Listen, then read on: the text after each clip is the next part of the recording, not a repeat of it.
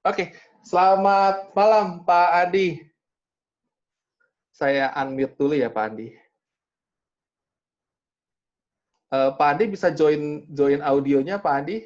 Ya, selamat malam Pak Adi. Sudah Oke. terdengar dengan sangat baik. Terima kasih Daniel, selamat malam buat Ibu Bapak.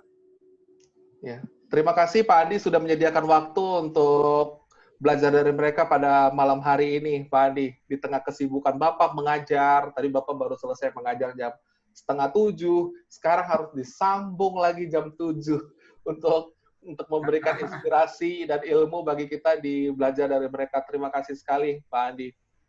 Sama-sama. Jadi, teman-teman saya akan jelaskan, kita akan bagi 3 sesi. Di sesi pertama dan kedua, saya berharap kerjasamanya dan pengertiannya agar teman-teman dapat tetap mute mikrofonnya sampai sesi pertama dan sesi kedua selesai. Di sesi ketiga, teman-teman bisa unmute dan berdiskusi secara langsung dengan Pak Andi Harapan pada malam hari ini. Jangan sia-siakan kesempatan ini, teman-teman. Dan bagi teman-teman yang ingin menyampaikan pertanyaan, atau masukan, atau gagasan selama sesi pertama dan sesi kedua, teman-teman dapat menuliskannya di kolom komen. Dan catatan, saya kebetulan belajar dari beberapa sesi yang lalu, bagi teman-teman yang tidak ingin namanya saya bacakan saat membacakan komentar, teman-teman tolong privately saja kirim ke saya secara private, nanti saya tidak akan membacakan nama teman-teman di sana. Oke, mungkin kita langsung mulai. Saya akan stop share dan saya akan bagikan materi yang sudah dipersiapkan oleh Pak Andi secara khusus bagi teman-teman di belajar dari mereka pada malam hari ini.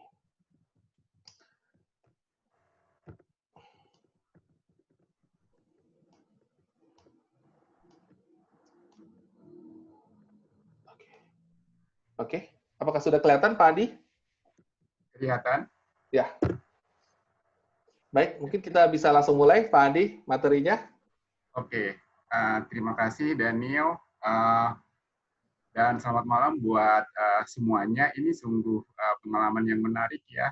Mencoba berbagi buat teman-teman semuanya. Saya panggil teman-teman aja ya. Seperti tadi kata Daniel itu gitu.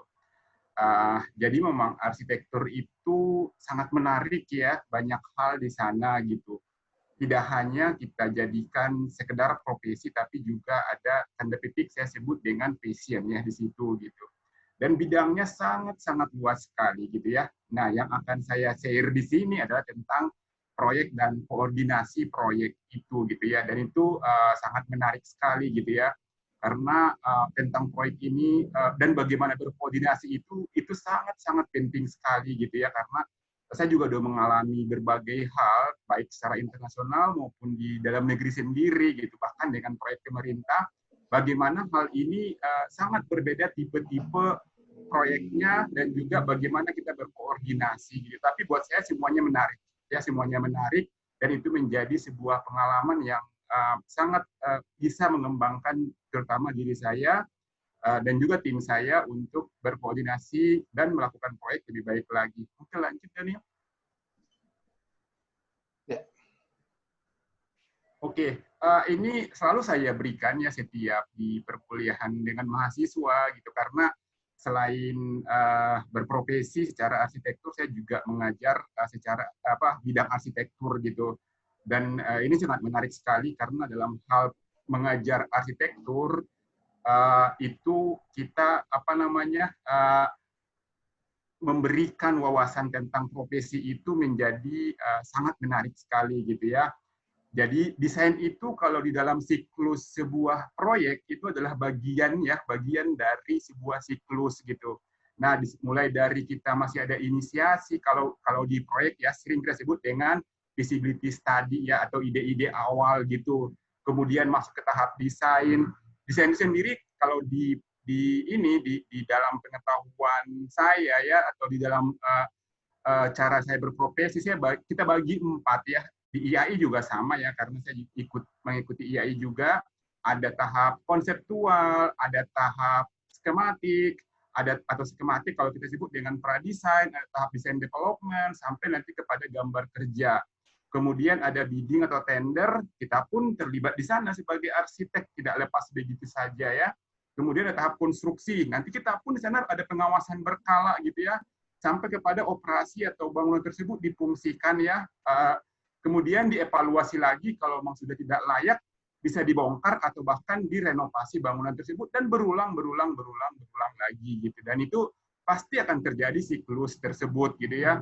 Jadi peran arsitek di sini sangat penting sekali gitu ya. Jadi tidak hanya di dalam desain, bisa ketika kita juga membantu tahap tender, tahap konstruksi, tahap operasi, tahap evaluasi, dan itu butuh arsitek. Jadi kalau teman-teman nanti bilang, Pak, apakah saya nanti akan jadi perancang? Banyak sekali bidang yang bisa kita tekuni di sini.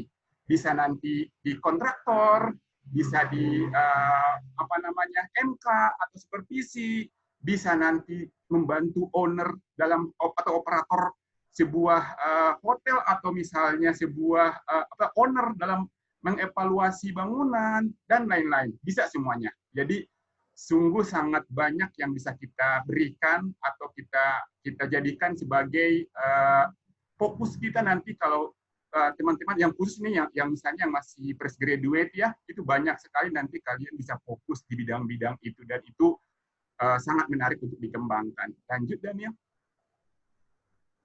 Ya. Nah, saya selalu berikan di sini, ini suara saya agak kedengaran nggak Daniel? Kedengaran.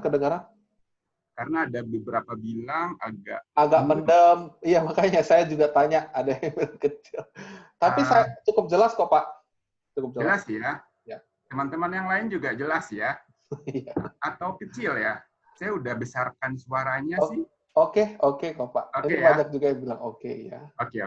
Mudah-mudahan teman-teman bisa mendengar dengan lebih baik gitu. Iya. Kemudian ini menjadi penting ya kita lihat bahwa yang terlibat di proyek itu banyak sekali gitu ya, banyak sekali gitu di situ gitu. Bahkan saya pernah terlibat ya teman-teman, itu proyeknya sampai 50 orang yang terlibat gitu ya. Selain dari konsultan sendiri yang berbeda-beda, ada arsitektur, struktur mekanikal, elektrikal, landscape, interior, sound atau misalnya akustik, dan ada lagi yang lain-lain. Belum lagi ownernya ada dua, ada owner, ada operator, banyak sekali gitu ya. Itu benar-benar bagaimana kita, tapi itu buat saya tantangan ya, tantangan bagaimana kita berkomunikasi dengan banyak orang itu, baik dengan owner, baik dengan konsultan, bahkan proyek-proyek swasta kadang dari awal kontraktor itu sudah terlibat dari awal, supaya kontraktor juga memahami bagaimana bangunan tersebut didesain sehingga dia lebih memahami nanti konstruktibilitas dari proyek kita itu gitu. Dan itu menarik sekali gitu ya, bagaimana kita memahami dan mengerti siapa yang terlibat di setiap tahapan dari proyek tersebut atau bahkan semua terlibat.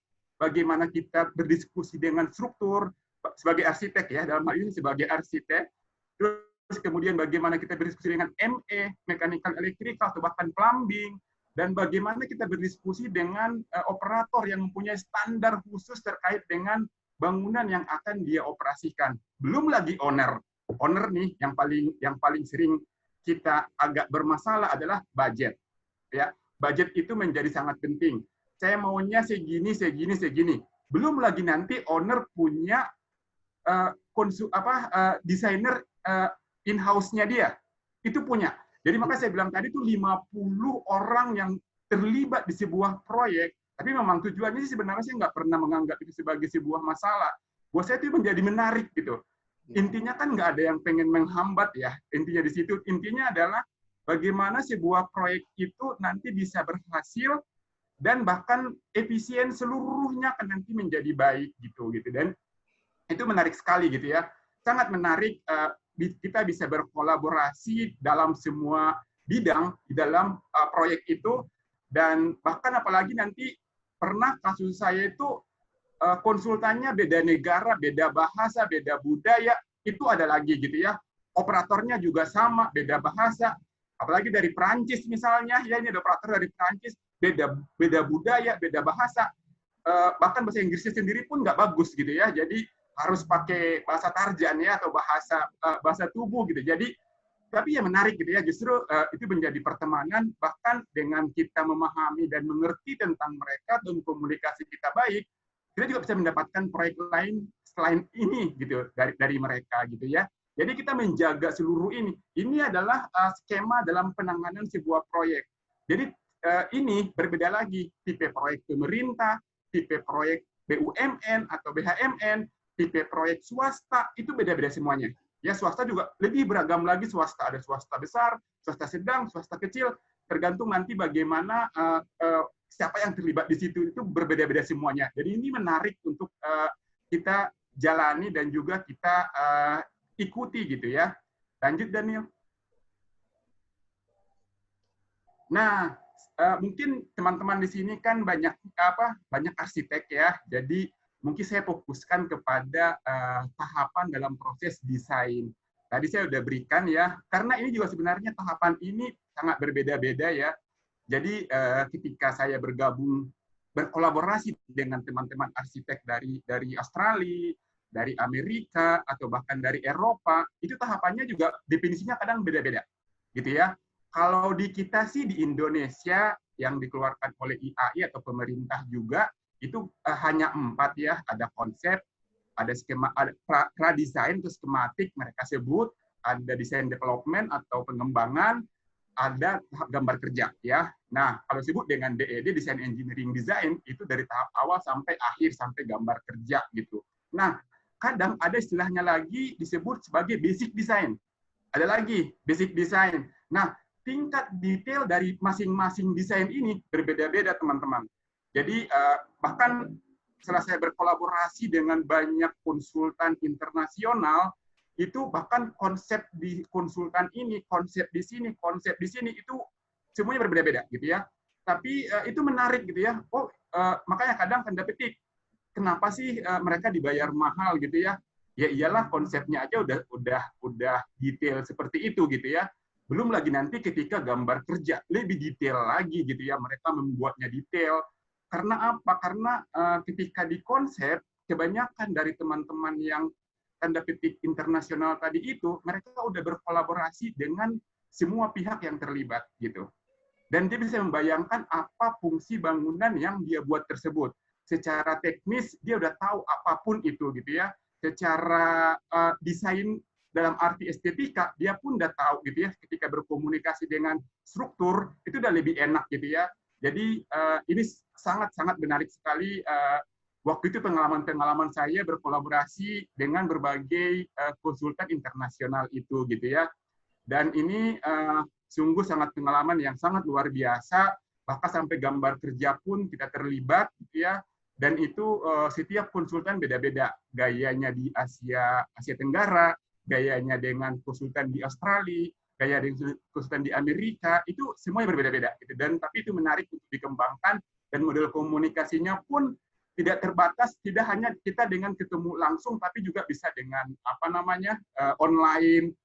Bahkan kalau di teman-teman di Amerika, di sana jam 12 malam, di kita udah jam 12 siang gitu. Jadi kolaborasi-kolaborasi kayak gitu menarik, bahkan bisa lebih produktif untuk kita lakukan. Dan itu tidak membuka kemungkinan, sampai sekarang pun kita masih bisa berkolaborasi dengan perbedaan waktu tersebut, dan itu kita manfaatkan sebagai hal yang positif. Lanjut, Daniel. Nah, ini diagram ya, mungkin teman-teman, karena kan background-nya arsitek ini ya, ketika kita merancang sebuah sesuatu, saya selalu melihat ini sebagai ide dalam hal setiap tahapan desain kita gitu ya. Pasti ada input, pasti ada proses, dan pasti ada batasan ya, constraint di sini, dan pasti ada output ya, mau tahap konsep, skematik, design development, sampai gambar kerja atau construction drawing, semuanya ada inputnya itu gitu. Jadi pasti kenapa terjadi seperti ini, ada feedback lagi, ada feedback lagi gitu, dan bagaimana kita berkomunikasi dan menganalisis semuanya itu gitu ya. Jadi jangan takut menjelaskan apapun itu, pasti ada constraint. Constraint yang paling sering saya temukan ketika berprofesi itu adalah biaya. Itu yang paling sering gitu ya. Ketika kita melakukan ini, oh ini saya punya uang segini, atau kita kembalikan lagi biaya tersebut gitu ya. Karena kalau di proyek swasta ya, Karena kalau kita sih sebenarnya lebih banyak menjalankan proyek-proyek swasta. Kebanyakan proyek swasta ini itu pasti si ownernya itu punya project manager biasanya, ya, atau yang memanage baik di tahap desain, nanti tahap konstruksi juga. Nanti dia pasti punya orang yang benar-benar fokus untuk ke manajemen proyek ini, ya, yang membantu klien tersebut gitu. Khususnya dari masalah ada 3 nanti yang dia buat. Ada manajemen dari biayanya, khususnya paling besar tuh biaya ya faktornya. Kemudian ada dari waktu ya, jadi kita time frame itu udah jelas gitu ya. Satu lagi dari nanti keteknisan, dia pun nanti akan mengontrol itu gitu ya, keteknisan atau administrasi dan lain-lain gitu. Oke, lanjut Daniel.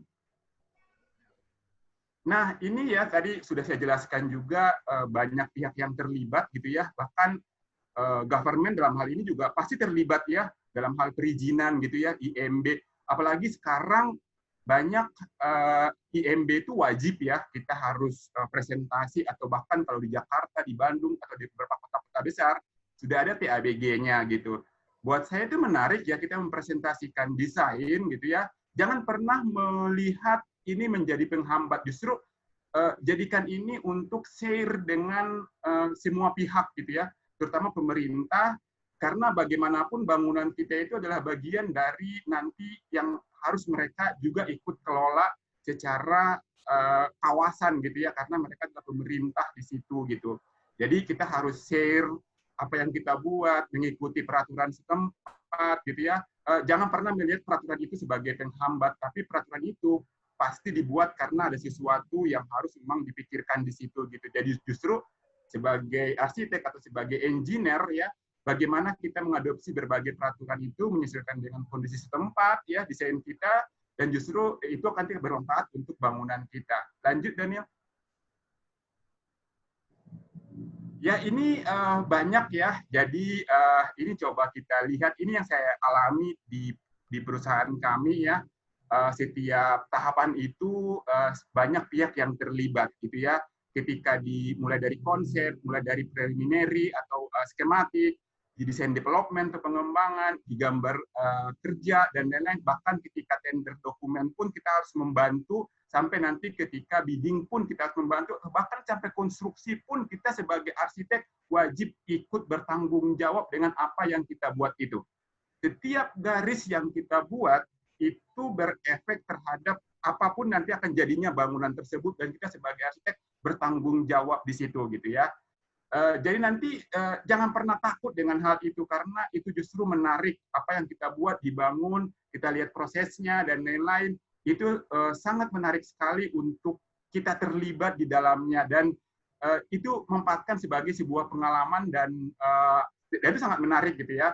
Bahkan ketika di konsep, jangan kalian kira misalnya para arsitek terkenal itu baik-baik ya, Daniel. Jadi saya pernah dengan salah satu arsitek yang sangat terkenal, bagaimana kemudian ketika di konsep berkolaborasi, saya membantu dia, itu marah-marahnya minta ampun gitu ya. Kadang, aduh, apalagi kalau yang misalnya dia dari negara apa namanya Eropa atau Australia atau Amerika, itu di desain itu kalau kita nggak bisa misalnya, apa yang kamu buat itu, garis apaan itu, warnanya jelek kayak gitu gitu. Ya, tapi justru itu gitu ya. Kadang kita berkolaborasi dengan kayak gitu, itu tantangan yang menarik gitu. Jadi oke, jadi saya harus gimana lagi? Jadi kita sampai kepada keluar dari zona aman nyaman kita gitu ya, aman dan nyaman kita, sehingga kita bisa membuat sesuatu yang memang itu sangat menarik gitu. Dan itu sesuatu yang kadang tanda petik tidak biasa ya, di luar kenormal, mungkin bukan normal, di luar sesuatu yang standar gitu. Jadi itu yang saya sering berkolaborasi ketika tahap konsep dengan para arsitek terkenal itu gitu ya, dan judging-nya dia terhadap apa yang kita buat itu jangan kira enak, tapi ya itu empatkan sebagai pengalaman mendesain dengan mereka gitu ya. Jadi atau bahkan dengan owner juga sama itu ya, banyak sekali permintaan, kita harus presentasi dan lain-lain. Dengan pemerintah juga kadang ada memberikan input-input itu, atau bahkan dengan konsultan lainnya, misalnya interiornya dari perusahaan tertentu atau apa, saling berkolaborasi, dan itu menarik sekali gitu ya, bagaimana kita berkolaborasi dengan berbagai pihak tersebut gitu. Lanjut Daniel. Ya, ini di setiap tahapan itu mempunyai output ya. Ini mungkin langsung kepada output di konseptual itu. Jadi saya selalu bilang kepada teman-teman bahwa ketika apapun yang kalian buat, ketika di setiap tahapan itu pasti ada inputnya, ada prosesnya, ada outputnya. Dan itu beda-beda setiap tahapan gitu ya. Jadi justru itulah yang kita kemudian dibayar untuk jasa kita membuat itu gitu ya. Ketika tahap konsep kita mengeluarkan ini, bahkan ketika tahap konsep jangan takut membuat sebuah alternatif atau beberapa alternatif desain gitu ya. Kadang kita idenya apa, kita kolaborasikan baik dengan klien atau dengan konsultan lain atau dengan pihak-pihak lain sehingga nanti dipilihlah kira-kira mana dari berbagai opsi itu yang akan kita kembangkan untuk tahap berikutnya gitu. Nanti jangan lupa ada report, bisa reportnya itu adalah report design, karena arsitek ini saya amati terutama teman-teman dalam negeri nih, ya sangat jarang sekali untuk mendokumentasikan apa yang mereka buat gitu ya. Tapi kadang kalau karena nanti yang kita bagaimanapun kan kadang kita butuh uang juga ya dari klien. Nah, nanti output kita inilah yang kemudian kita mintakan bayarannya atau fee kepada klien tersebut. Jadi jangan takut ya, bisa dibikin progres 10%, 50%, 90%, sampai 100%, atau tergantung kita membaginya, sehingga nanti kita melayak untuk dibayar untuk itu gitu. Lanjut Daniel. Nah ini juga sama ya ketika tahap di skematik ya, ada menyebutnya dengan skematik, ada dengan preliminary ya. Di sini kita muncul gambar lebih detail lagi. Kalau tadi adalah gambar konsep, dena, site plan atau apa kayak gitu. Di sini udah mulai muncul sedikit ukuran ya, gambarnya tadi kan udah dipilih ya, dari 3 opsi itu dikembangkan satu, bahkan dari satu itu dikembangkan varian, bukan opsi lagi ya, varian dari opsi itu. Misalnya kita pilih satu opsi, dikembangkan varian. Nah itulah kemudian kita kembangkan di preliminary ini gitu ya.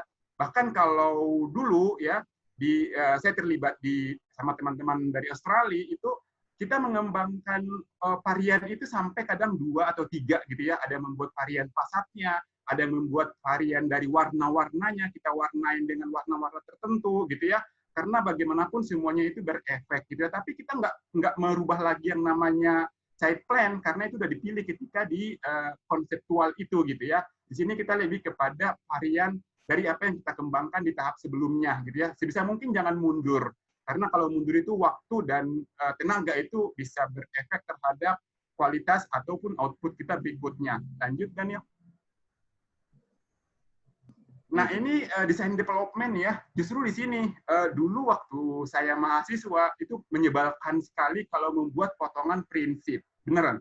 Jadi buat saya itu membuat potongan itu agak nyebelin lah gitu ya. Karena harus membuat potongan ini. Baru sekarang terasa manfaatnya. Justru kita harus membuat potongan di area-area yang kita tidak mengerti, gitu ya. Jadi justru itu kita harus buat gitu.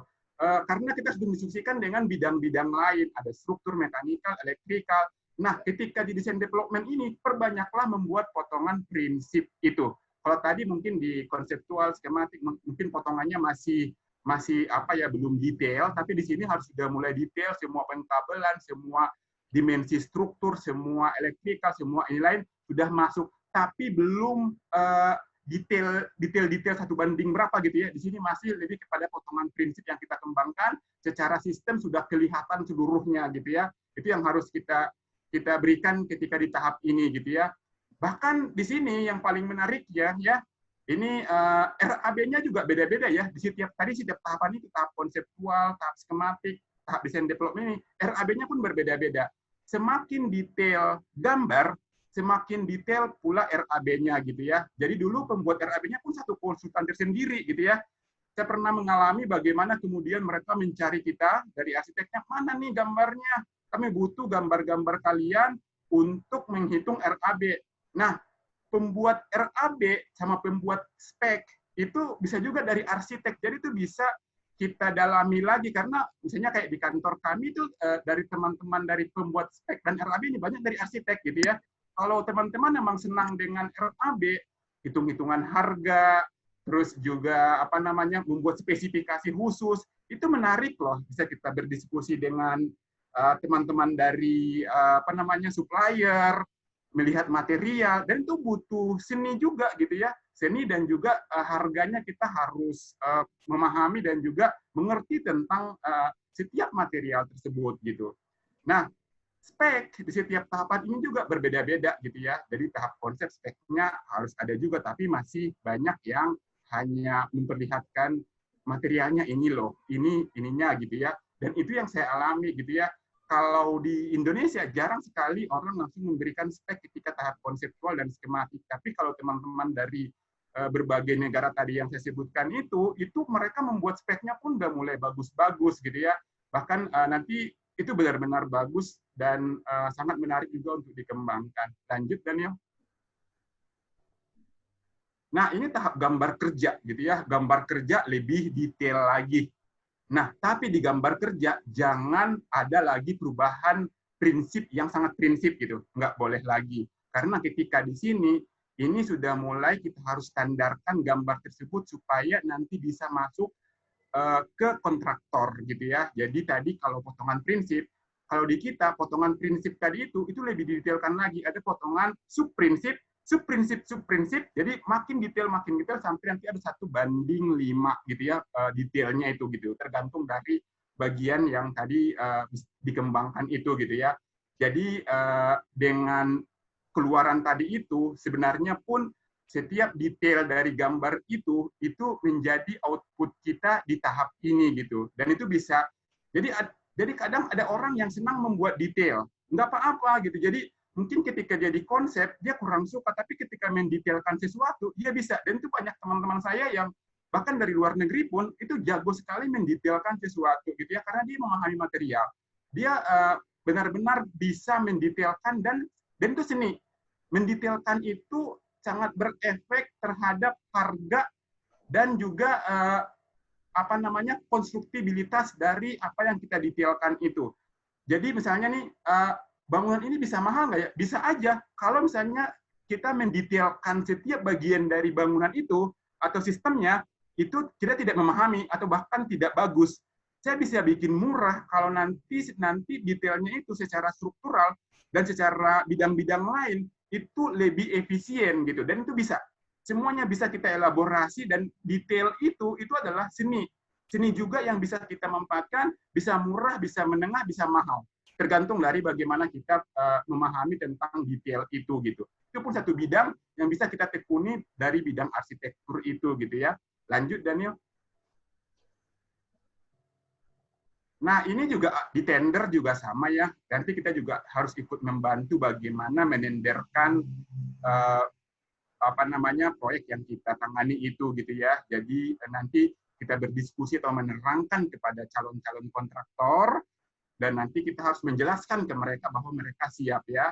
Kadang ada yang kontraktor dari awal sudah dipilih, ada juga terutama proyek-proyek swasta ya. Tapi kalau proyek BUMN atau pemerintah, biasanya kontraktor itu nanti dipilih kalau gambar konstruksinya itu sudah selesai gitu ya, siap untuk ditenderkan gitu. Dan kemudian ini yang kita siapkan, dan kemudian bagaimana kita menjelaskan. Nah, beberapa dari pengalaman saya terkait dengan tender ini, alangkah baiknya kalau kita sudah terbiasa membuat gambar 3D untuk desainnya itu gitu ya. Maksudnya orang kontraktor itu paling senang kalau mereka dijelaskan sistem bangunan tersebut dengan 3 dimensi gitu ya. Akhirnya mereka mengerti gitu ya. Makanya kadang keluarlah model-model Revit dan lain-lain ya.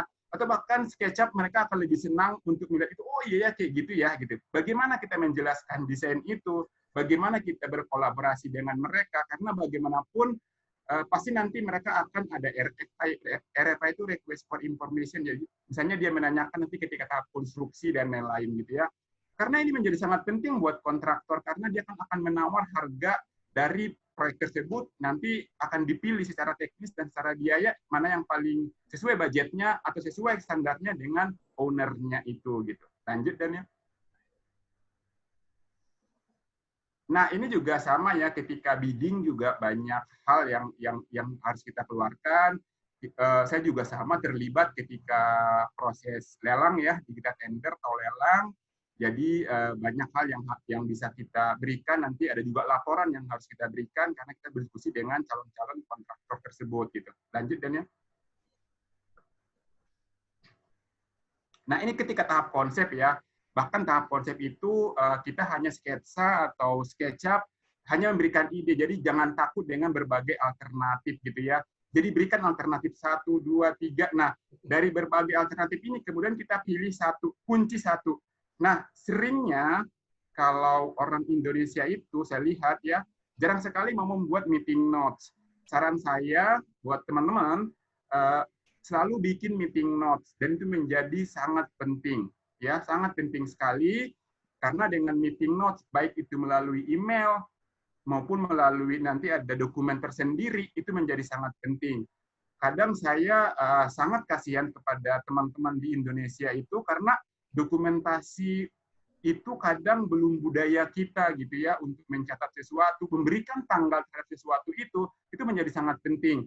Nanti ketika ada pertanyaan dari orang lain atau dari klien, kita bisa memberikan, ini kan sesuai dengan meeting notes yang terdahulu. Jadi kita harus bisa mengkomunikasikan hal-hal seperti itu gitu. Lanjut, Daniel. Nah, ini juga sama ya, ketika di konsep ini yang saya lakukan dengan dengan teman-teman konsultan internasional. Kita udah memulai, nanti kira-kira gambarannya kayak gini ya. Ketika di konsep pun kita memberikan speknya kira-kira kayak gini. Jadi sudah mulai memunculkan material yang mau kita gunakan. Tidak perlu detail dulu, tapi kita udah tahu kita maunya ini. Kita maunya ini, supaya nanti menjadi gambaran buat klien kita atau operator kita bahwa nanti jadi kayak gini loh material yang kita pilih. Tinggal bagaimana kita menerangkan kepada mereka, baik plus minusnya ataupun hal-hal lainnya yang perlu kita pertimbangkan. Lanjut, Daniel. Sama ya, ini juga berbagai hal, tidak perlu detail, atau dari pengalaman proyek kita sebelumnya juga kalau perlu bisa kita munculkan itu sebagai spek yang bisa kita masukkan ketika tahap konseptual. Karena spek RAB dan lain-lain itu harus bisa kita jelaskan dari aspek desain gitu. Lanjut, Daniel.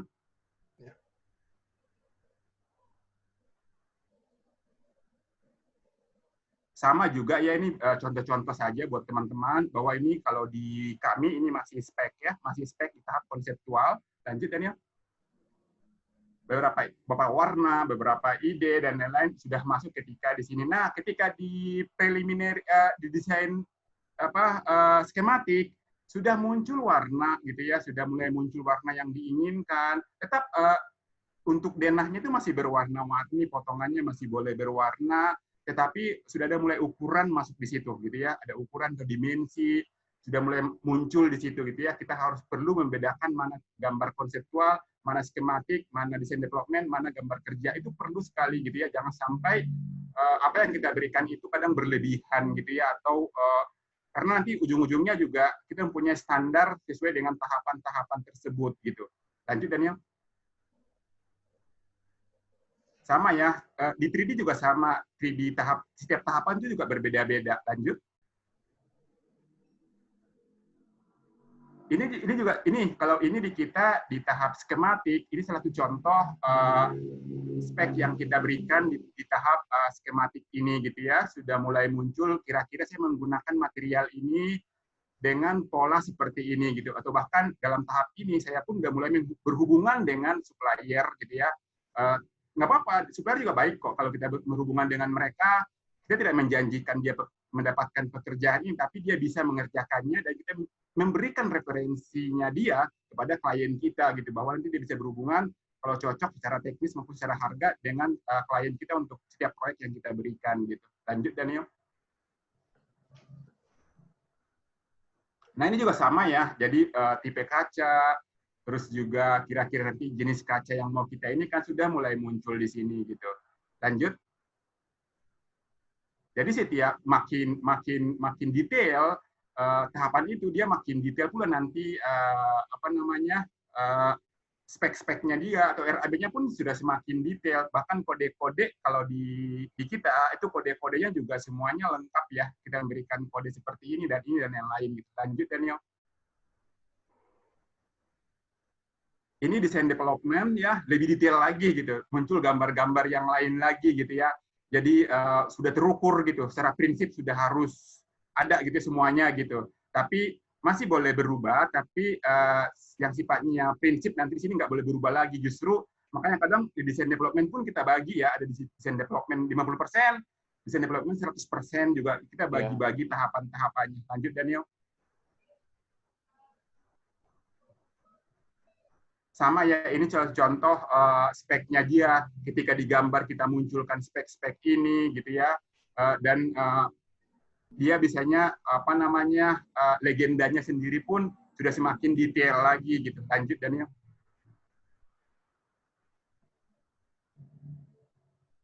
Sama ya, kita udah mulai munculkan berbagai hal terkait dengan, karena di sini detailnya itu udah mulai makin detail gitu. Jadi intinya adalah detail itu bukan sesuatu yang kita ini, tapi intinya orang mengerti apa detail yang kita buat itu gitu. Lanjut. Ya, ini udah gambar kerja, benar-benar gambar kerja ya. Nanti untuk digunakan buat kontraktor gitu ya. Sudah sangat detail, semua rinci, penggambaran, semuanya sudah sangat detail gitu. Dan ini biasanya sih kalau di kita sudah dilakukan langsung nanti dari teman-teman drafting atau bahkan dari divisi gambar kerja gitu, udah mulai benar-benar dibuat gitu ya, karena di sini detail akan semakin banyak gitu. Lanjut Daniel.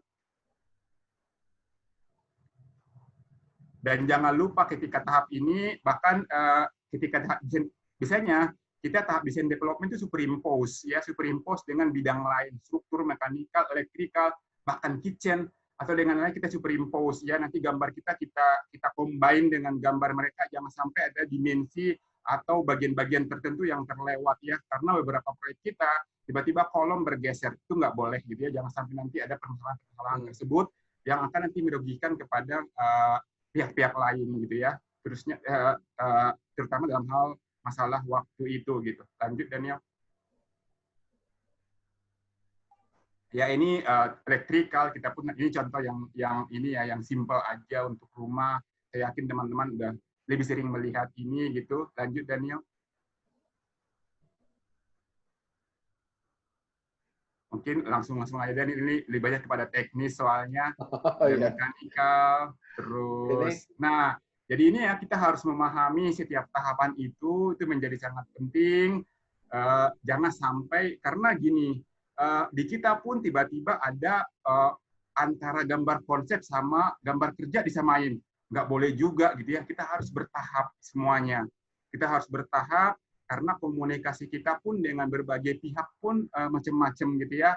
Jadi jangan sampai gambar konsep kayak gambar kerja.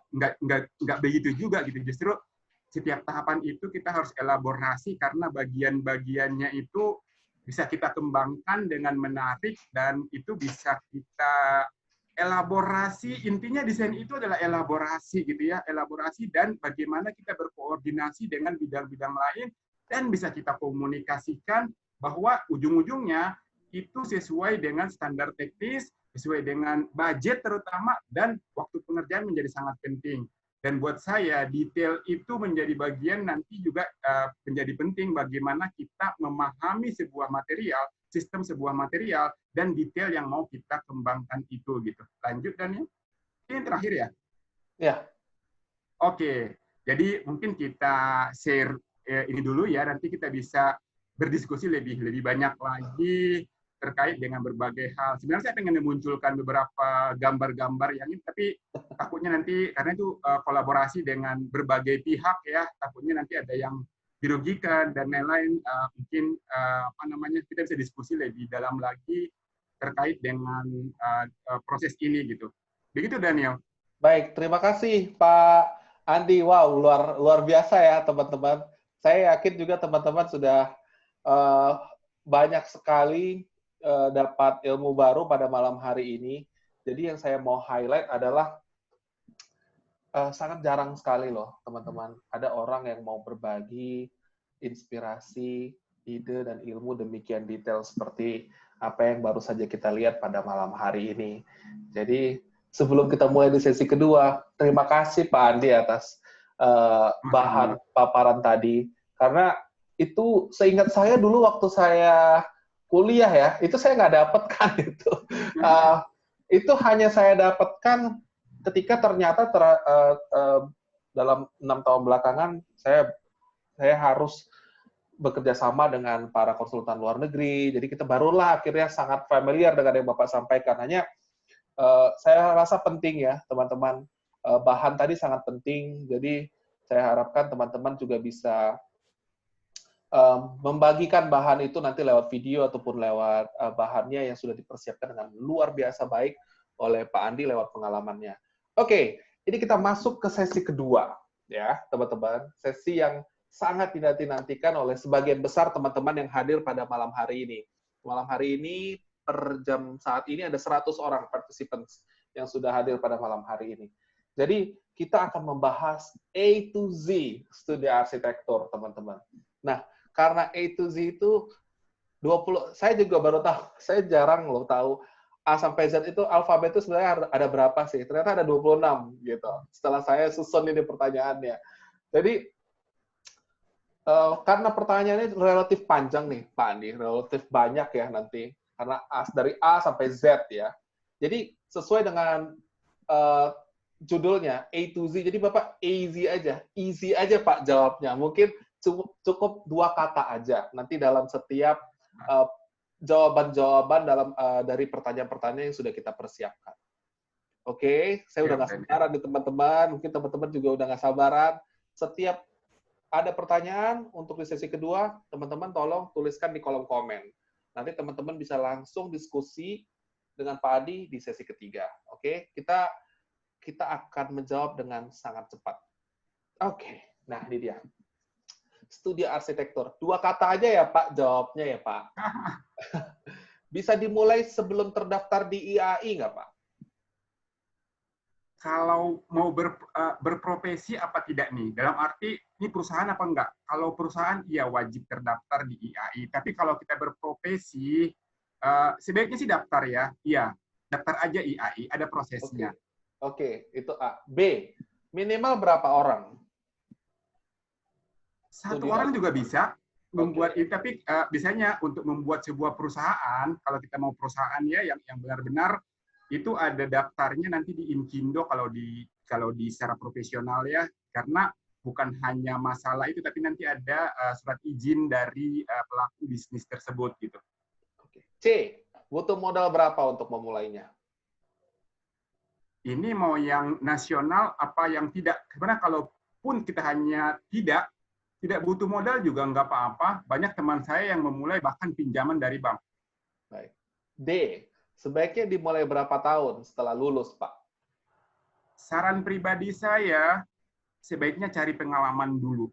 Karena pengalaman itu menjadi sangat penting buat bahan kita nanti kita mau berprofesi ya. Saran saya cari pengalaman 2 tahun lah ya. Semakin banyak, semakin baik. Nanti bisa kita kembangkan untuk membentuk sebuah perusahaan. Oke. E, perlu dalam bentuk badan hukum nggak, Pak? Kalau mau proyek pemerintah, perlu. Tapi kalau proyek swasta, tidak perlu. Baik. Kecuali nanti kalau misalnya terkait dengan perizinan, pasti butuh standar dari IAI-nya ya, ada. Baik. Oke. Menurut Bapak, studio arsitektur itu, F, bisa dijalankan secara virtual nggak, Pak? Bisa. Bahkan kita banyak pekerjaan-pekerjaan kita itu dengan negara-negara yang beda waktunya. Gitu. Oke.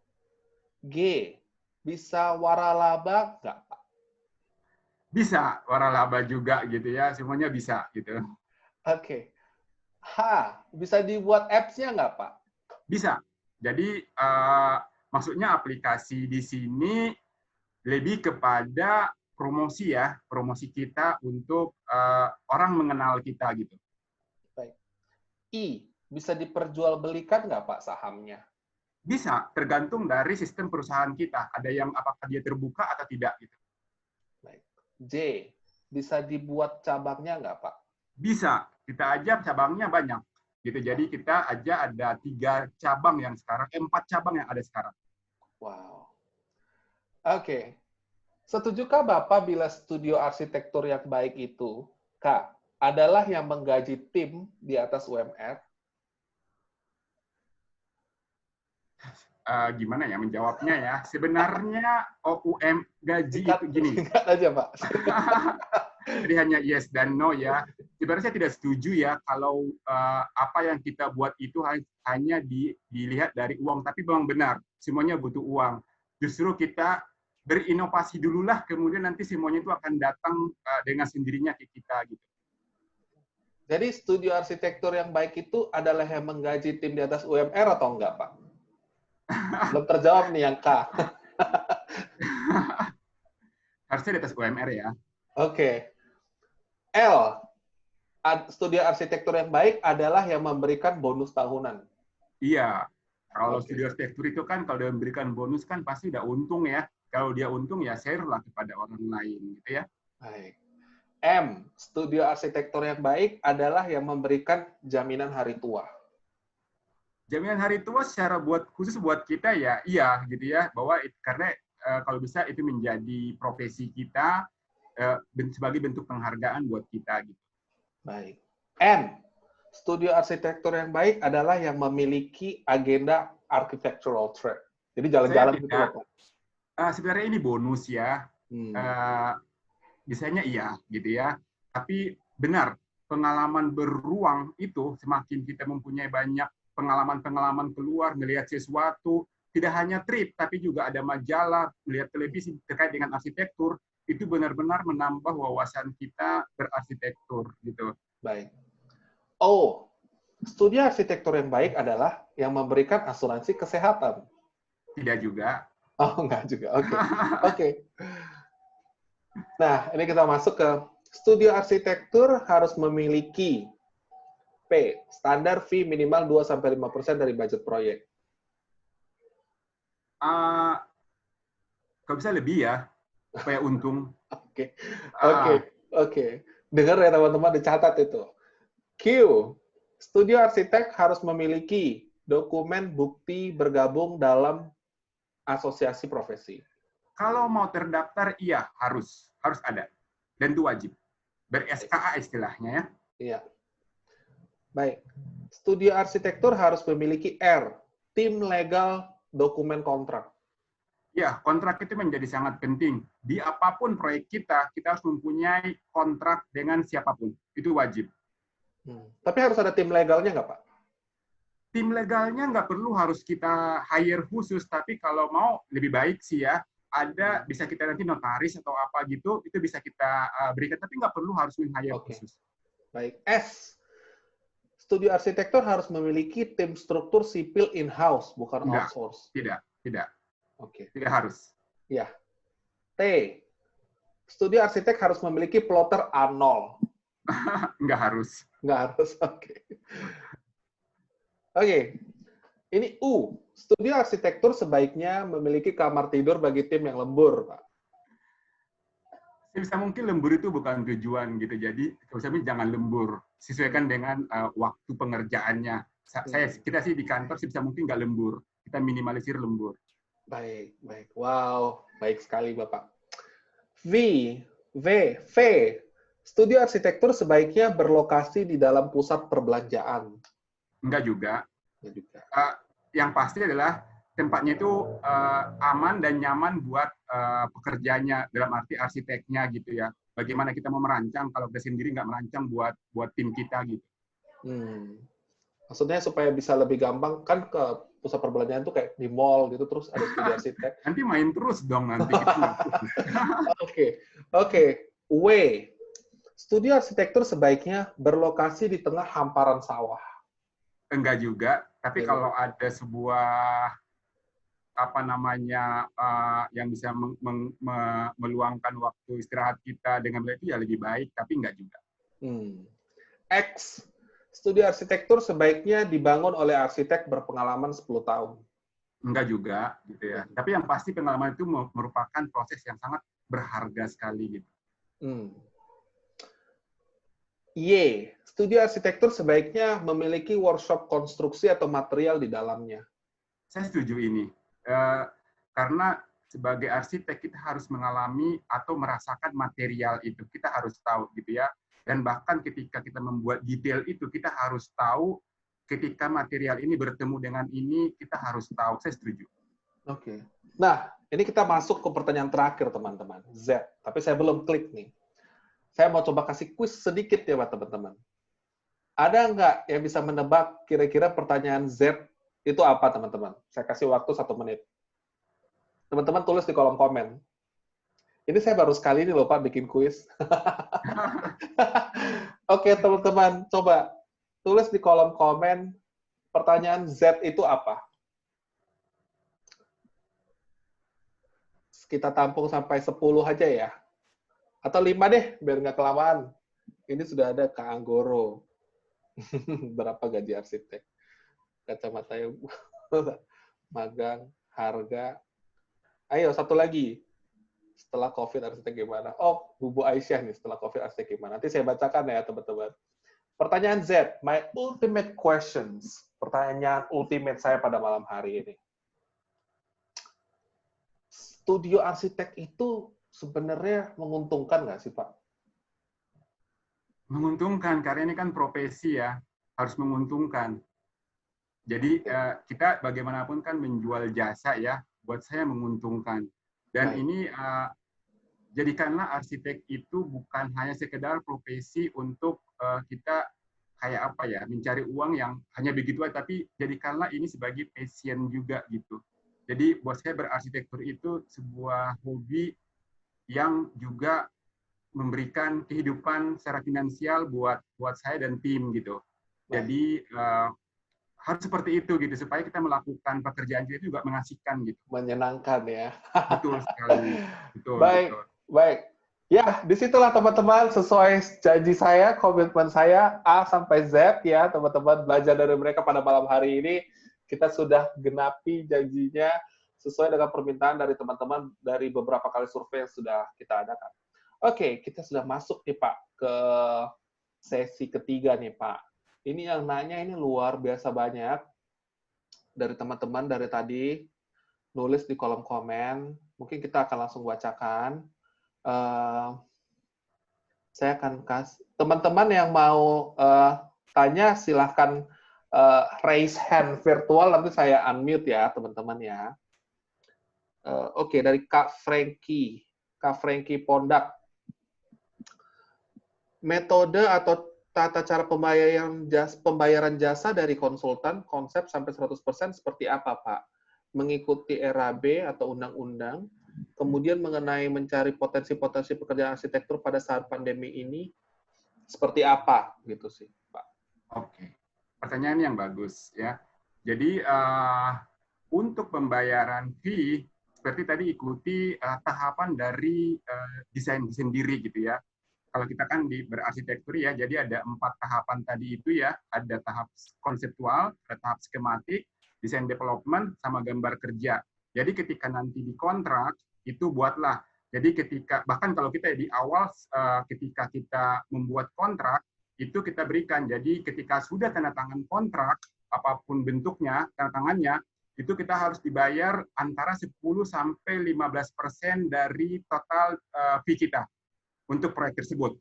Nah, kemudian itu nanti ketika dia tangan kontrak, kita sudah mulai kayak seperti halnya itu menjadi dana awal lah untuk menghidupi proyek ini gitu ya.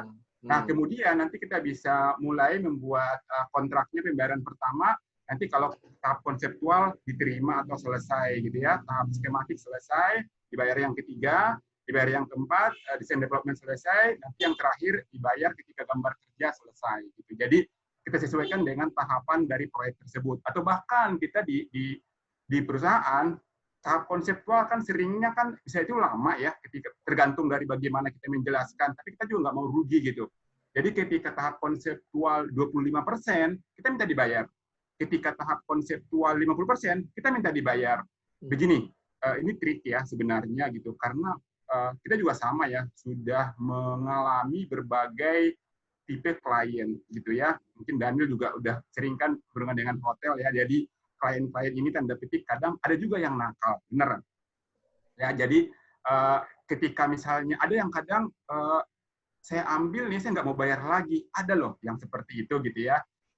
Jadi misalnya ketika konsep, nanti pokoknya saya dapat konsepnya, nanti saya suruh orang lain untuk mengerjakan lebih detailnya lagi. Jadi kita sebagai arsitek, ya oke silahkan kalau kamu itu mau dikerjakan orang lain, tapi saya dibayar dulu. Apa yang sudah saya lakukan itu, apa yang sudah saya berikan ke kamu, bayar saya gitu. Yeah. Karena banyak, terutama yang fresh grade nih, seringnya gitu ya, mereka hanya disuruh membuat 3D, kemudian itu nggak dibayar, hanya ide aja dan tiba-tiba wah jelek atau misalnya aduh proyeknya nggak jadi, nggak dibayar. Jadi ketika kontrak tentukan kalau misalnya memang konsep tidak mau dibayar semuanya, ya minimal 22%, 50, 75, 100, berikanlah tahapan supaya apa yang kita kerjakan itu, ide itu mahal gitu loh. Ide itu mahal, hargai ide itu gitu, karena itu membutuhkan proses yang panjang gitu. Kira-kira begitu kan? Iya. Kalau teman saya ada sempat bilang, nggak hanya idenya yang mahal, tapi kita sekolah itu kan semua pakai biaya ya. Jadi Betul. jangan sampai, saya dulu sering loh Pak, waktu baru fresh grade yang seperti Bapak bilang, saya bikin Pak 3D-nya begini. Hilang Pak orangnya, saya nggak dibayar. But anyway, itu pelajaran. Itu nggak jadi hal yang sia-sia.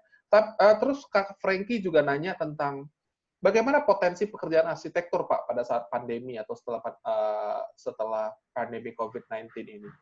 Saya lupa nanya itu ke Pak Andi. Sekarang kita ya syukur ya masih eksis ya, masih bisa untuk hidup.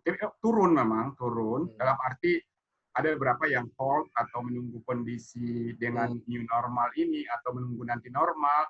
Tetapi justru kita, jujur aja saya juga mendapatkan klien yang lagi senang, justru dengan kayak gini, klienku ini senang mendesain, jadi ngerubah dia punya banyak tanah, tiba-tiba nanti tolong desainkan ini gitu. Jadi lagi senang banget gitu. Dia dapat beberapa proyek terkait dengan hal ini gitu. Justru apa ya? Ini memang keberuntungan kita dan bagaimana kita membina dengan hubungan dengan klien gitu.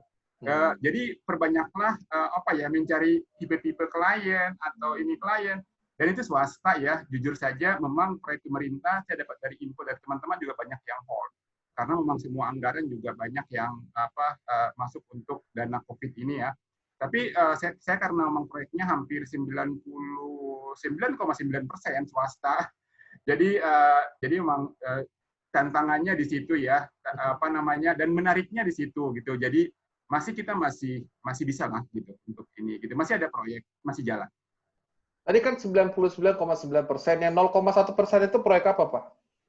Kadang kita kan untuk proyek pemerintah jarang ya, bahkan kita nggak mau juga. Kalaupun ada, kita hanya membantu lewat, misalnya berkolaborasi gitu, misalnya dengan A, B. Nah, kadang dari kayak gitu-gitu. Iya, baik. Nah, ini ada pertanyaan dari Kak Anggoro. Jadi teman-teman yang tidak mau namanya saya sebutkan, silahkan di private ya, teman-teman pertanyaannya. Izin bertanya Pak, tidak jarang di lingkungan akademik ada hal yang agak membingungkan antara pendekatan, tema, dan konsep perancangan. Mohon pendapat Bapak tentang hal tersebut terkait proses perancangan. Terus tema dan konsep ya. Ya, pertanyaan kedua, menurut pendapat Bapak dengan menyadari peran dan tugas arsitek dalam proses desain yang relatif tidak sederhana, hal apakah yang paling signifikan untuk menentukan harga suatu desain arsitektur? Gitu, Pak. Oke. Ini sangat akademik ya kalau tema dan konsep. Tapi sebenarnya ketika kita di perkuliahan itu, kalau saya ya, ketika saya dulu S1 juga seperti teman-teman gitu, kenapa sih sampai tanyakan ketika misalnya sama dosen pembimbing, temanya apa, konsepnya apa, sebenarnya itu membina kita untuk bisa berkomunikasi apa yang kita buat itu. Sebenarnya di situ kalau saya amati ketika saya sekarang sudah berprofesi gitu ya, bahwa apapun yang kita buat itu kita harus bisa menjelaskan karena berarsitektur itu ya seperti itu. Kenapa ini? Jadi setiap garis yang kita buat kita harus bisa menjelaskannya. Itu aja sebenarnya. Karena nanti ketika kita membuat sebuah ketika di dalam hal perencanaan di konsep tidak ada lagi, maksudnya tidak ada spesifik yang mengatakan itu temanya apa, konsepnya apa gitu. Sebenarnya saya agak tema bisa jadi lebih besar daripada konsep ya, atau seperti itu. Jadi kalau bisa sih misalnya, kadang banyak yang ketika kita memilih tema itu, kadang kalau di profesi ya, kita sebenarnya klien itu ketika kita diskusi awal dengan mereka juga memberikan clue-clue, misalnya apa sih yang mereka inginkan gitu. Misalnya, oh saya inginnya adalah arsitektur, misalnya nih, garis besarnya, temanya arsitektur tropis. Atau nanti pengen ada green building, misalnya gitu. Jadi kita harus bisa sebagai arsitek menangkap itu dan kemudian bagaimana menguraikan itu dalam sebuah konsep desain. Nah, desainlah yang kemudian ngomong atau menjelaskan bahwa ini semuanya bisa seperti ini. Bagaimana kita menjelaskan setiap ininya, dan nanti juga kita nggak hanya menjelaskan dalam, mungkin kalau teman-teman masih di dalam profesi, hanya melihat desain tok ya. Kalau di kita di profesi itu kita melihatnya ada keteknikannya, bisa dibangun nggak sih, siapa nanti yang kemudian kontraktornya udah mulai berpikir sampai ke situ. Kemudian dengan waktu segini bisa nggak sih dibangun seperti itu misalnya, atau bahkan nanti budgetnya mencukupi nggak untuk itu gitu. Jadi kita udah berpikir lebih detail terkait dengan berbagai hal itu gitu. Dan itu buat saya sangat menarik ya, bisa kita berdiskusi, bisa kita elaborasi tanpa menghambat berbagai ide-ide kreatif itu gitu. Jadi apapun temanya, bagaimana kita mengambil tema tersebut, biasanya kita hubungkan dengan klien gitu ya. Atau bahkan ada juga klien yang saya nggak tahu mau ngapain gitu. Tapi tergantung bagaimana pendekatan kita ngobrol dengan mereka, dengan klien ini gitu ya. Ada lagi klien yang tanda petik sok pintar, ada lagi gitu. Saya maunya kayak gini, kayak menggurui gitu. Jadi bagaimana kitanya aja gitu ya. Makanya ada teman saya kadang arsitek, saya di sini bahkan ya teman saya dari Australia ya, jangan kira arsitek yang terkenal itu tanda petik agak sombong sih gitu ya, bahwa kamu udah meng-hire saya sebagai arsitek, ya kamu harus yakin sama saya gitu ya. Saya sih jujur aja di Indonesia saya belum berani ngomong kayak gitu. Jadi ketika berhubungan dengan klien ya oke, saya tampung dulu gitu. Jadi karena jujur aja masih ada sopan santun seperti itu gitu. Tapi kalau teman saya ini yang udah senior sih, dia akan ngomong seperti itu gitu. Jadi buat apa kamu meng-hire saya kalau kamu nggak percaya dengan saya gitu. Jadi kayak gitu. Jadi manfaatkanlah apa yang tadi tapi semuanya berproses ya, buat teman-teman yang masih kuliah, semuanya berproses. Jadi arsitektur itu adalah proses. Nanti kemudian ada tema, ada ini. Sebenarnya tujuannya adalah bagaimana kita mengkaitkan dengan kondisi site kita, dan juga nanti bagaimana konsep itu kita kembangkan, dan bagaimana kita mengkomunikasikan berbagai konsep tersebut. Semakin tadi hubungannya, semakin teman-teman nanti banyak mengalami ruang atau bisa ke negara orang atau apa gitu, nanti idenya pun akan semakin banyak lagi gitu. Saya juga sama gitu, saya berusaha di setiap tahun tuh saya harus pergi kemana gitu, atau bahkan menikmati acara arsitektur apa gitu misalnya, tujuannya adalah untuk melihat fenomena di tempat lain seperti apa. Gitu.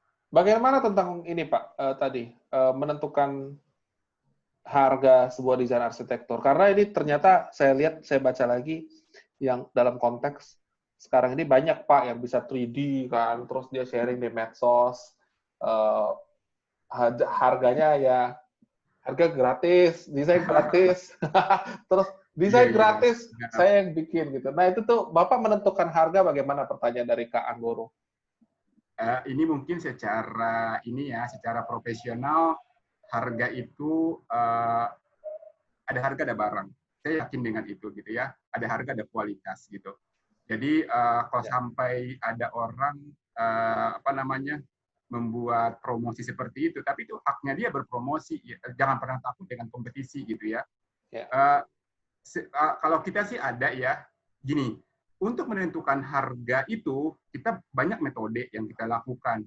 Jadi bisa dengan tahapan, kita lihat tahapannya dulu. Kita mau terlibat di tahap apa dulu, kita bisa lihat per meter perseginya.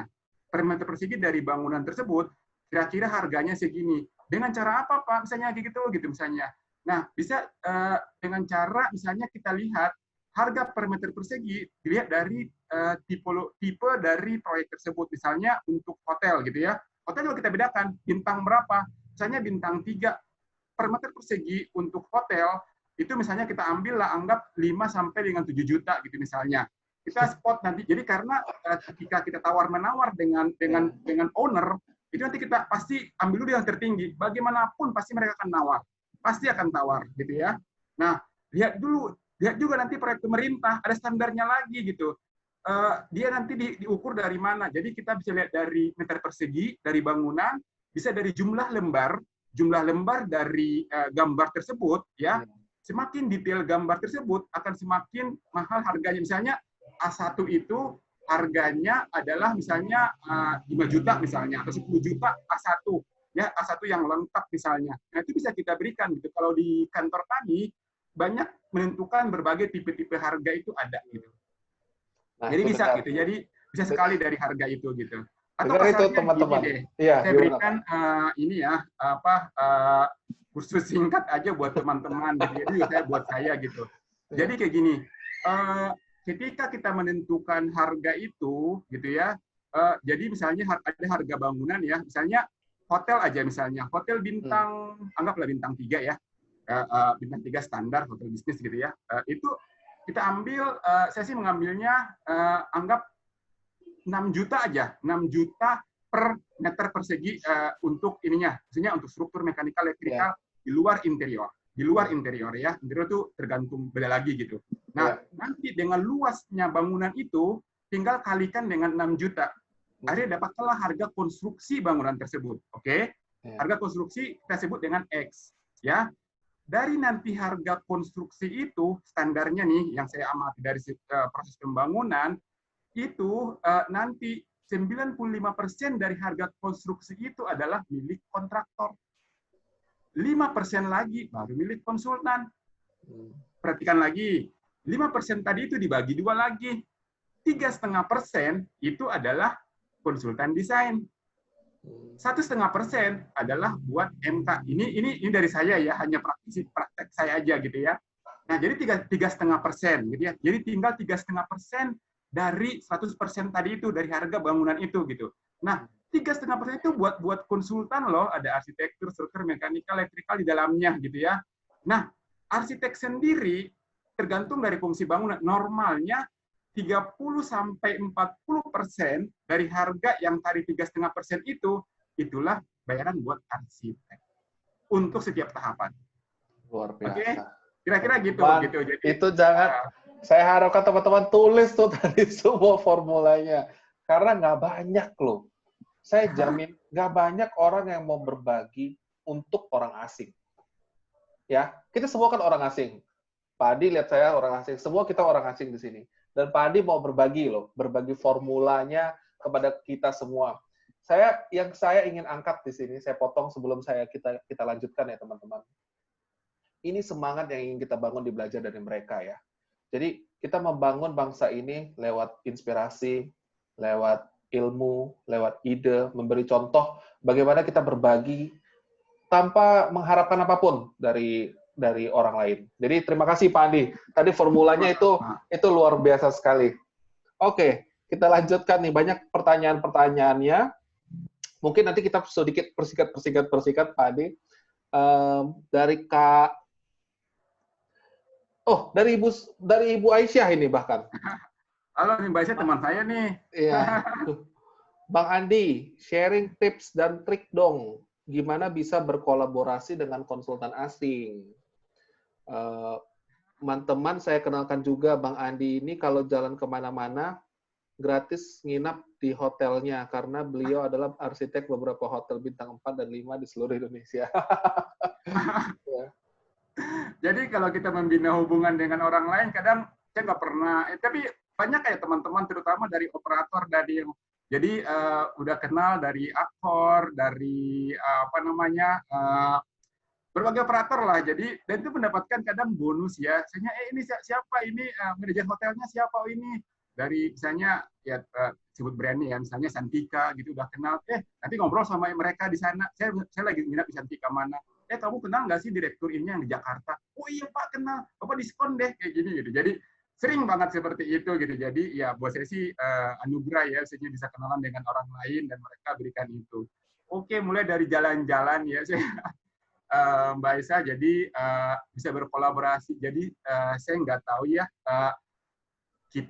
saya berkolaborasi itu cukup banyak ya, dan bahkan benar-benar berkolaborasi dengan mereka, dan itu satu kesempatan yang menyenangkan gitu. Karena gini, sama ya, kita di perusahaan itu banyak sekali juga sebagai lokal partner dari perusahaan-perusahaan internasional. Awalnya lokal partner, kemudian kita berkolaborasi lebih lanjut lagi. menjadi lokal partner itu kadang tidak gampang ya Daniel, karena itu butuh apa yang namanya kesabaran dan juga bagaimana kayak gini misalnya ketika saya berkolaborasi dengan salah satu arsitek dari Australia, kita beberapa dengan arsitek Australia juga banyak ya, dan di sana apa namanya, saya pernah merasa saya sebagai company juga untuk Indonesia. Jadi untuk negara sendiri saya merasa company gitu ya. Ya bisa lah tanda petik company ini gitu. Gara-gara gini sebenarnya saya nggak enak ya sebenarnya teman saya ini orang Indonesia nih karena ownernya orang Indonesia nih sebenarnya. Jadi tapi buat saya apa namanya ini pengalaman gitu ya. Saya selalu bilang kepada teman-teman semuanya selalu serius dalam hal menangani apapun gitu. Jadi ketika kita rapat nih gitu ya, ketika kita rapat, ini terutama teman-teman dari bidang lain yang bukan arsitek, karena beberapa engineer-nya itu dari perusahaan-perusahaan lain. Kemudian apa namanya, hanya gara-gara meeting notes aja, meeting notes. Orang Indonesia paling malas mencatat, beneran. Paling malas mencatat dan mendokumentasikan. Salah satu yang menjadi apa namanya, saya bisa berkolaborasi dengan mereka karena dokumentasi saya baik. Secara administrasi itu menjadi menarik dan kita bisa terus berkomunikasi dengan mereka ya selain bahasa tadi ya. Nah, jadi teman saya Indonesia ini padahal sudah ada di meeting notes 2 minggu lalu sebelumnya gitu, dan dia tidak punya bahan itu dan dia tidak mendokumentasikan. Jadi apapun emailnya, apapun kesimpulan yang ditentukan pada saat rapat itu, catatlah itu dan bikin notes-nya. Saya juga bilang kepada mahasiswa saya, tolong dong punya buku aja. Arsitek itu nggak hanya gambar-gambar doang, punya buku, catat apapun yang kalian pelajari itu gitu. Karena dengan catatan itu, suatu saat kita pasti butuh gitu. Jadi alangkah baiknya kita mencatat itu dan kita mendokumentasikan itu gitu. Jadi biasa dan memang teman bule saya ini ya bule ya.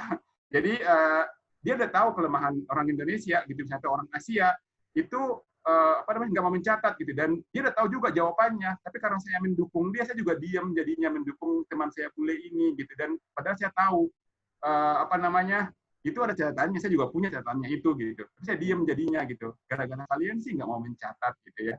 Jadi seperti itu. Jadi kadang berkolaborasi itu memang butuh trik juga ya. Bagaimana kita bisa mendekati mereka, bahkan kita sering juga main ke tempat-tempat mereka, atau misalnya bahkan banyak yang owner memperkenalkan kita kepada mereka juga gitu, bisa berkolaborasi, jadi semuanya gratis gitu ya. Saya ke Australia, kemana semuanya gratis, yang biaya semuanya proyek. gitu. Baik.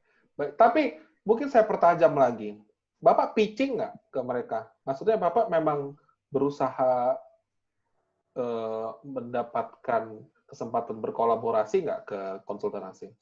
Iya, berkolaborasi sekali. Jadi saya termasuk yang tidak mau menerima begitu saja ya. Jadi termasuk membantu dia di konsep semuanya gitu. Terus membuat terutama biasanya mereka tuh kebanyakan hanya konsep aja Daniel gitu. Nanti kemudian di gambar desain development sama gambar kerja itu biasanya kita sama skematik, biasanya kita yang mengembangkan gitu.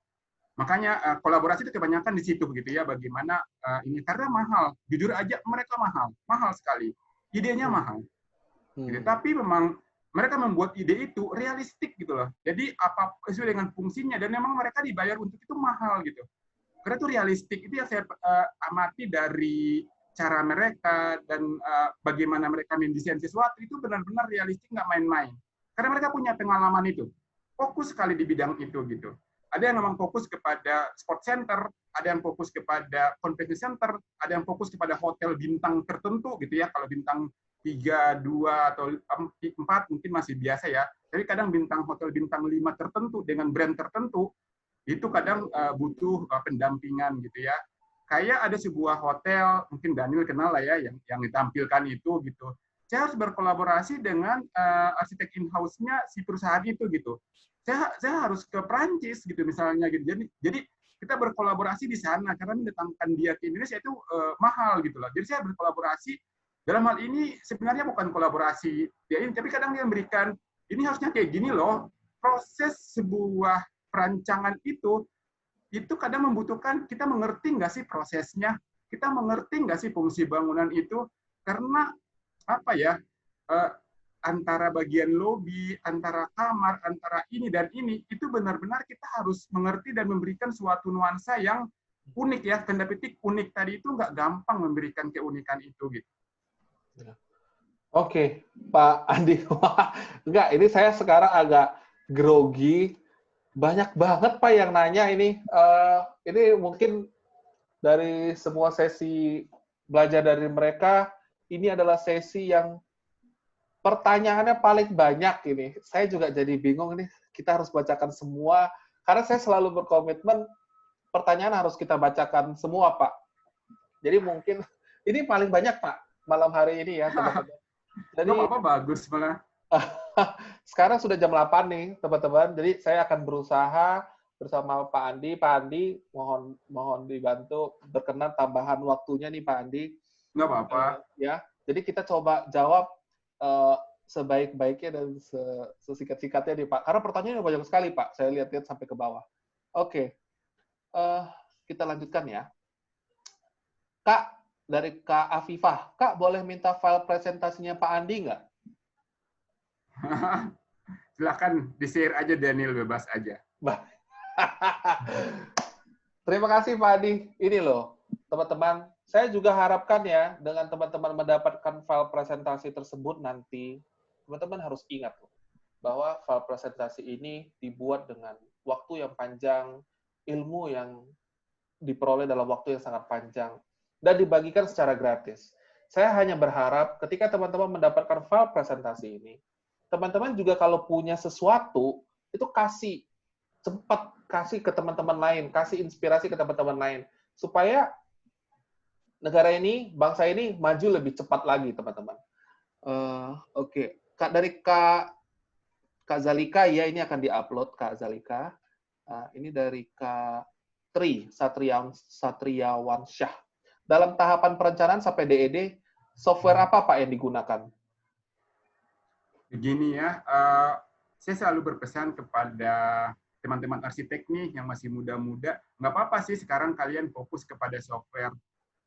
Gini, desain itu gitu ya, mungkin saya hanya sedikit ya, bukan menggurui, tapi dari pengalaman saya, jangan fokus terhadap software. Apapun softwarenya, intinya adalah ide kita itu ya. Bagaimana ide kita, bagaimana kita memahami setiap ide tersebut, dan kemudian karena kita harus berpikir bahwa ini dibangun. Intinya itu aja, masalah jadi dibangun, masalahnya enggak, tapi intinya ini dibangun, dan kita harus mengerti sistem dari bangunan kita itu gitu. Jadi kita harus bisa menerangkan semuanya gitu.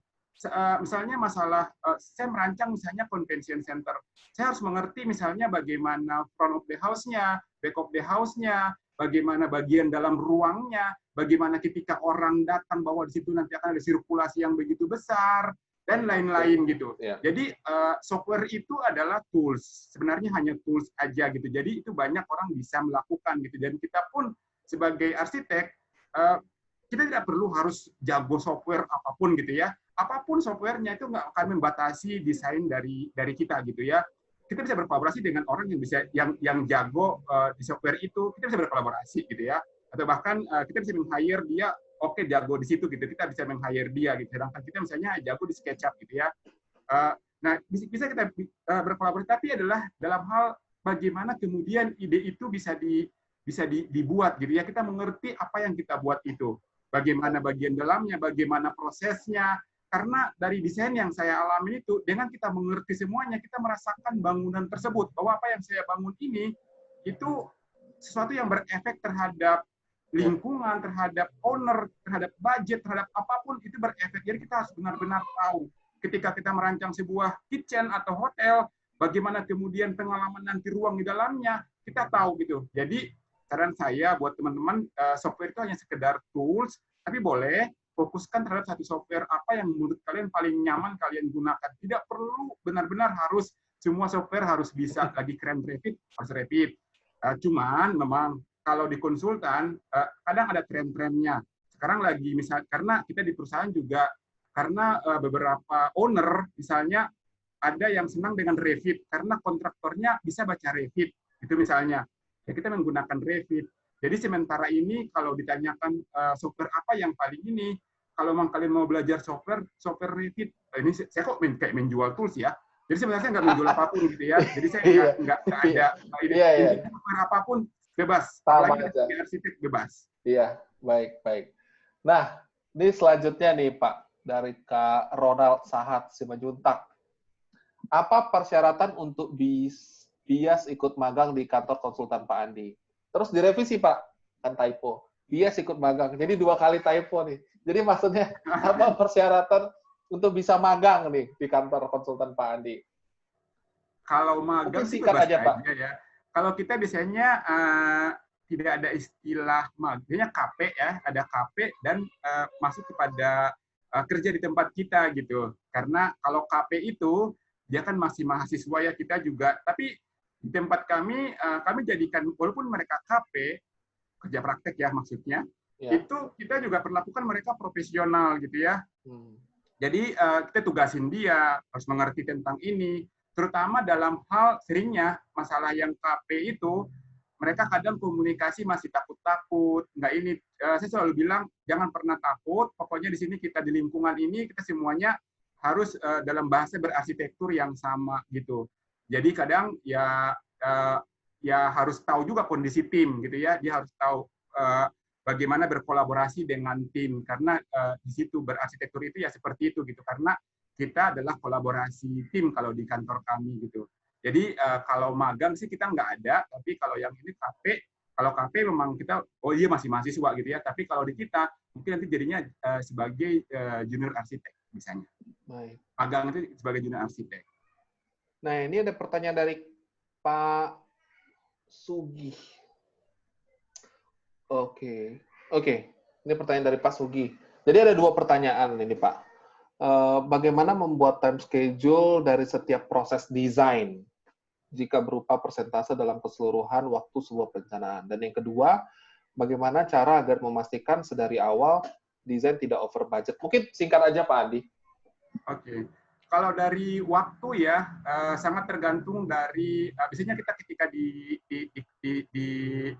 proposal untuk mengajukan fee ya kepada klien, kita kadang sudah bisa membacanya, oh ini misalnya untuk desain sebuah, anggap ya karena saya paling sering merancang hotel, misalnya oh ini hotel segini gitu, kita udah bisa membayangkan kira-kira prosesnya akan berapa lama gitu ya, anggaplah misalnya desain itu 6 bulan gitu misalnya, 6 bulan untuk desain. Nah kemudian kita bagi tahapan-tahapannya dari tahap konseptual itu yang paling signifikan kalau menurut saya sama nanti adalah di desain development. Jadi 2 itu menurut saya yang paling signifikan nanti berpengaruh terhadap tahapan-tahapan. Jadi jadikan 2 itu yang agak sedikit lama gitu ya. Karena kalau konseptualnya itu sudah dapat, itu nanti berikutnya akan lebih lancar biasanya dari pengalaman saya. Dan nanti ketika di desain development itu, ketika di desain development nanti kalau udah lancar, gambar kerjanya pun udah lebih lancar biasanya gitu. Jadi jadikan 2 itu yang agak lebih lama. Jadi misalnya jadikan itu 2 bulan, nanti yang sisanya itu adalah sebulan gitu. Tergantung kita memahami apa yang kita buat itu dan dengan sendirinya kita udah tahu berapa lama sih kira-kira gitu. Kadang ada juga klien yang minta pokoknya dalam waktu 3 bulan harus selesai. Yang nggak apa-apa juga, intinya istilah kita adalah man-man ya. Jadi semakin butuh cepat selesai proyek itu, semakin banyak orang yang terlibat. Gitu aja. Gitu. Semakin banyak orang terlibat dan juga nanti mungkin bisa jadi memakan waktu untuk menganalisisnya dan lain-lain ya pasti butuh itu gitu. Jadi nanti dia harus bayar jumlah orang yang banyak tadi ini untuk mengerjakan itu gitu. Jadi cukup mahal juga nanti jadinya. Baik. Jadi bagaimana cara memastikan agar dari awal desain kita tidak over budget, Pak? Singkat aja, Pak. Oke. Biasanya dengan ada value engineering ya. Jadi seharusnya sebenarnya gini, dari pengalaman saya yang paling menentukan budget itu sebenarnya adalah bukan dalam arti hanya material. Orang kadang sering melihat hanya material ini itu kecil kalau menurut saya hanya 5 sampai berapa persen lah, mungkin di bawah 10% gitu ya. Tapi yang paling menentukan adalah luas. Jangan sampai salah menentukan sirkulasi atau fasilitas yang tidak terlalu penting. Hati-hati dengan itu. Jadi misalnya nih, saya seringnya misalnya ketika saya merancang sebuah hotel dengan jumlah kamar segini, dengan bintang hotel seperti ini, saya sudah tahu nanti kira-kira kitchen-nya dia berapa. Saya sudah tahu nanti all day dining-nya dia atau restorannya dia berapa persen dari situ. Nanti semua saya bisa cut dari sini. Sirkulasinya koridornya dia harus berapa? Saya 1, clear to clear-nya 1,7, 1,8. Jadi kita sudah tahu semuanya gitu. Jadi tadi itu karena kalau kita memberikan luas ruangan yang berlebihan, itu efeknya besar sekali terhadap budget atau biaya fee itu. Gitu. Baik. Dari Kak Nandi nih Kak, lanjut lagi nih Pak. Terkait spesifikasi material, apakah harus menyebutkan dalam bentuk merek tertentu Pak? Terus yang kedua, pada umumnya kerjasama dengan konsultan lain itu seperti apa?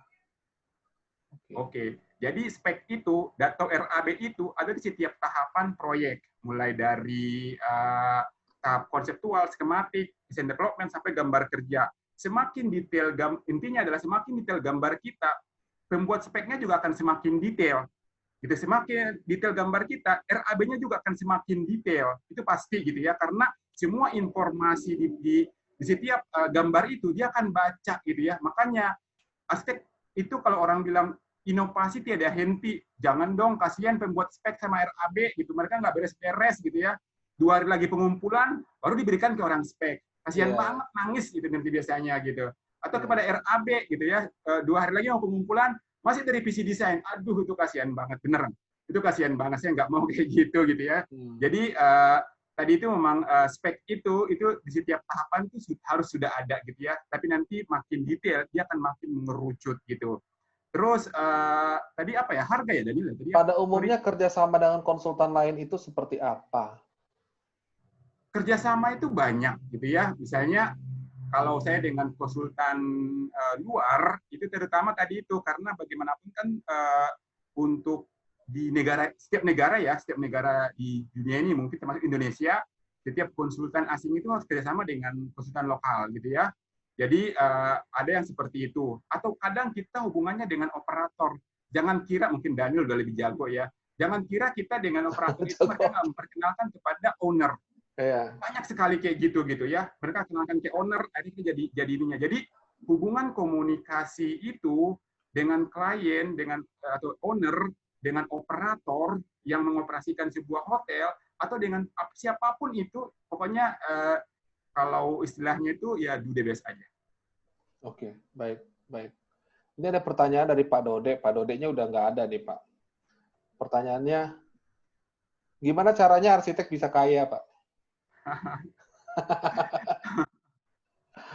Kaya itu rasanya orang kan relatif ya. Mungkin bisa mendapatkan penghasilan ya dari situ gitu kali ya, bahasa ininya gitu ya. Jadi ya tadi itu kalau misalnya kita jangan pernah melihat fee dulu atau ini dulu di depan gitu ya. Jadi lakukan itu sebagai passion kalian. Kalau itu memang layak untuk dibayar sama orang lain ya kita pun bisa menilainya gitu ya. Jadi ya lakukan yang terbaik aja, pasti orang juga akan membayar secara profesional. Baik. Saya lagi bingung ini ya, demikian banyaknya pertanyaan ini, bagaimana ya caranya kita? Ini bisa sampai jam 10 ini kalau diladenin satu-satu. Coba ya. Coba kita ambil, kita coba ya Pak. Kita coba singkat ya Pak ya. Ya. Beberapa studio arsitek dari Kak Zikrillah Dwi Putra. Beberapa studio arsitektur tidak bekerja sama dengan ahli struktur untuk proyek-proyek kecil seperti hunian beberapa lantai. Apakah hal ini dibenarkan Pak? Soalnya dari segi struktur yang dirancang oleh biro belum tentu sedetail dan terjamin oleh ahli struktur itu sendiri. Sebenarnya spiritnya gini ya. Ketika kita merancang sesuatu, kita kan punya kemampuan yang berbeda-beda ya. Jadi ketika konsep bolehlah kita misalnya, tapi kalau kita sudah mempunyai pengalaman, misalnya seperti saya gitu ya, misalnya dengan modul bentang kolom segini-segini, pasti kita udah tahu regulasi dong ya. Kira-kira baloknya kan 1/10 sampai 1/14 dari bentang. Itu kan standar ya. Nanti misalnya cantilevernya berapa, itu standar lah gitu ya. Walaupun nanti orang struktur akan menghitung itu lebih detail lagi ya, sesuai dengan regulasi, atau misalnya dengan ada faktor gempa dan lain-lain gitu. bagaimanapun semua bangunan itu ya itu harus ada kolaborasi dengan bidang lain gitu ya. Jadi itu dipastikan kita sebagai arsitek juga harus mengetahui itu gitu. Jadi kita nggak bisa merancang maju kepada lebih tahap berikutnya lagi tanpa ada kolaborasi dengan engineer tadi itu gitu ya. Minimal kita bertanya lah kepada engineer lain atau misalnya teman kita, ini kolomnya ini enggak sih gitu ya. Biasanya sih dengan klien atau owner itu pasti nanti dia akan punya atau bahkan meng-hire arsiteknya gitu. Apa engineer-nya maksud saya. Baik. Oke, Pak. Jadi mungkin begini, Pak. Ini pertanyaan cukup banyak. Boleh nggak nanti ketika kita jawab maksimal 1 kalimat nih, Pak Andi. Jadi maksudnya soalnya saya memang sangat berusaha untuk teman-teman ini yang bertanya ini kan pasti dari kesulitannya mereka. Jadi supaya kita bisa dapatkan semua pertanyaan, kita jawab pertanyaan ini di waktu yang tersisa. Saya juga nggak berharap Bapak terlalu lama ini di belajar dari mereka, dan khususnya teman-teman kita ada sebagian dari Indonesia Timur dan Indonesia Tengah, Pak. Jadi sudah cukup malam. Mungkin kita coba kita jawab dengan 1 kalimat kayak A to Z tadi ya, Pak ya, Pak Adi ya.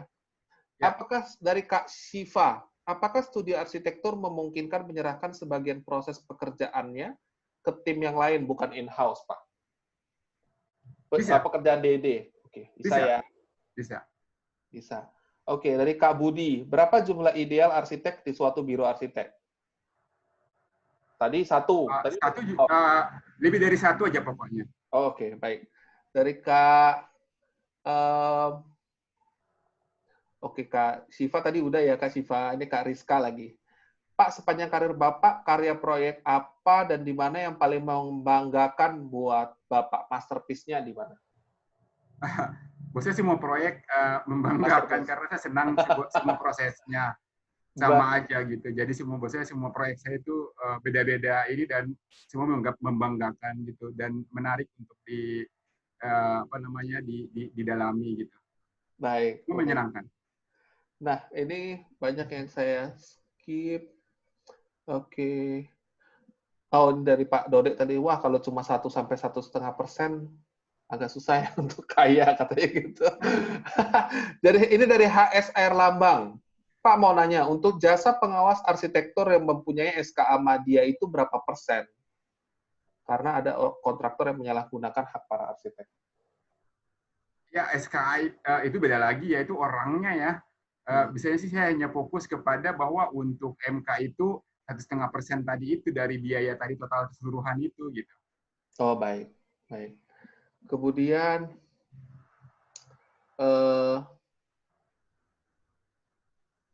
oke, ini dari pertanyaan Kak Franky. Dia, Pak, untuk software original semua nggak, Pak, di kantor? Oh, kita original. Karena memang pernah ya kejadian ya, kita menggunakan software ini karena di kita kan nggak hanya arsitek ya, ada juga, karena kita punya tiga perusahaan ya, di perusahaan kita, ada juga perusahaan engineering, ya itu software tanpa sengaja dia mendownload, sebenarnya itu dilarang ya, seorang engineer mendownload sebuah software, tapi memang proyek kita adalah internasional, tiba-tiba diketahui oleh si pemilik software tersebut, kemudian kita digugat 250 juta. Harus bayar. Tuh, nggak main-main tuh teman-teman. Jadi jangan pernah main-main kalau memang kita mau profesional terkait dengan software ini. Sebisa mungkin ikutin aja aturannya. Oke. Karena lebih. Ini ada pertanyaan nih. Mungkin tadi dibuat singkat nih, Pak. Jadi, Pak, dari deskripsi Bapak dan dari pengalaman kami juga, tugas arsitek adalah yang paling berat di antara engineers lainnya dalam sebuah proyek. Tapi kenapa nilainya tidak ada apa-apanya dibanding kontraktor? Bisa dibilang dalam sebuah proyek mungkin yang dikenal adalah nama si arsiteknya, tapi yang kaya si kontraktornya. Bagaimana menurut Bapak? Saya sih nggak melihat seperti itu ya, gitu. Jadi ya karena kan kontraktor kan dia harus mengurus semua sampai jadi gitu, dan dia harus day to day di lapangan. Iya sih kalau kita di lapangan bilangnya ya oke lah kamu kaya tapi kan kamu kuyu. Dia kan harus tiap hari di lapangan gitu, jadi berpanas-panasan apa gitu. Sedangkan kita kan bisa mengerjakan proyek lain gitu. Baik. Nah, ini ada pertanyaan dari Kak Eka Ramadhani. Selamat malam Pak Andi, salam kenal. Apakah kantor Bapak pernah menagih denda keterlambatan pembayaran atau denda pembatalan kerjasama kepada klien? Oh ada. Nah, Jadi prosesnya seperti apa? pernah kita nggak dibayar nih gitu, sampai kita pakai pengacara gitu ya. Bahkan dibayarnya berupa saham. Akhirnya karena dia nggak sanggup bayar, kadang perusahaan besar loh, gitu ya. Jadi jangan kira perusahaan besar akan semakin besar, perusahaan itu semakin dia baik memberikan uang. Jangan kira, justru nanti semakin jago tidak membayar kita. Jadi hati-hati gitu ya. Intinya kontrak harus bunyi. Kontrak apapun deh kita itu harus bunyi bahwa itu nanti karena itu bahasa hukum gitu ya. Nanti bisa kita tuntut dia. Intinya dia harus bayar dengan cara apapun. Bisa jadi nanti misalnya dia memberikan saham untuk perusahaannya, atau dia membayarkan misalnya dengan ada satu kamar hotel untuk kita, gitu misalnya kita miliki, atau apartemen, gitu. Ada aja, ada yang seperti itu. Ya. Ada. Jadi itu terjadi. Baik. Terima kasih, Pak Andi. Mungkin untuk teknis nanti di sesi belajar dari mereka pembatalan kontrak dari Pak Andi lagi. Selamat malam Pak Andi, ini dari Kak Purna Jati. Baru saja kejadian dan peristiwa ini saya alami. Saya mendapat ajakan dari proyek kontraktor. Proyek itu adalah renovasi bangunan penginapan. Jadi klien mempercayakan proses semuanya dalam perencanaan dan pelaksanaan kepada kontraktor. All in. Komunikasi semua proses kepada kontraktor. Kesempatan saya untuk menanamkan ide ke klien sangat kecil untuk presentasi sebagai perencana arsitek. Bagaimana caranya agar saya bisa mengedukasi kontraktor dan klien agar ide, analisa zonasi, dan semua kaidah proses perencanaan bisa saya sampaikan kepada mereka dengan baik? Dalam hal ini itu design and build atau gimana ya?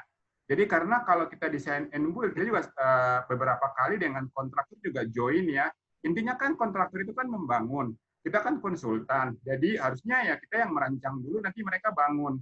Cuman kadang kalau desain and build, dari awal mereka terlibat gitu. Jadi dari awal kita berkolaborasi. Kalau misalnya kita desain seperti ini, mereka bisa bangun nggak gitu? Atau masih untung nggak nanti dengan mereka gitu. Jadi sebenarnya kolaborasi itu di situ sebenarnya. Kalau dia tipenya desain and build gitu. Atau ada lagi yang EPCM, engineering, procurement, sama construction, beda lagi gitu. Jadi nanti semuanya kita kombinasi.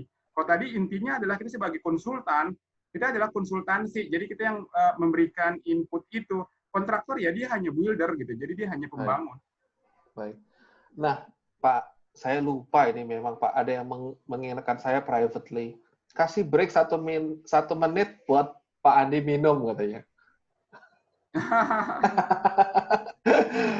Oke. Ini ada tambahan lagi. Jadi kita tutup ya teman-teman kolom komennya. Jadi ternyata saya tadi lupa tutup kolom komennya sebentar. Saya tutup sebentar ini chat. Oke. Kita close. Ini ada 2 pertanyaan lagi nih Pak. Dari Kak Dodeka lagi. Kak Dode tadi kita udah nanya Kak Dode. Ini tambahan satu lagi.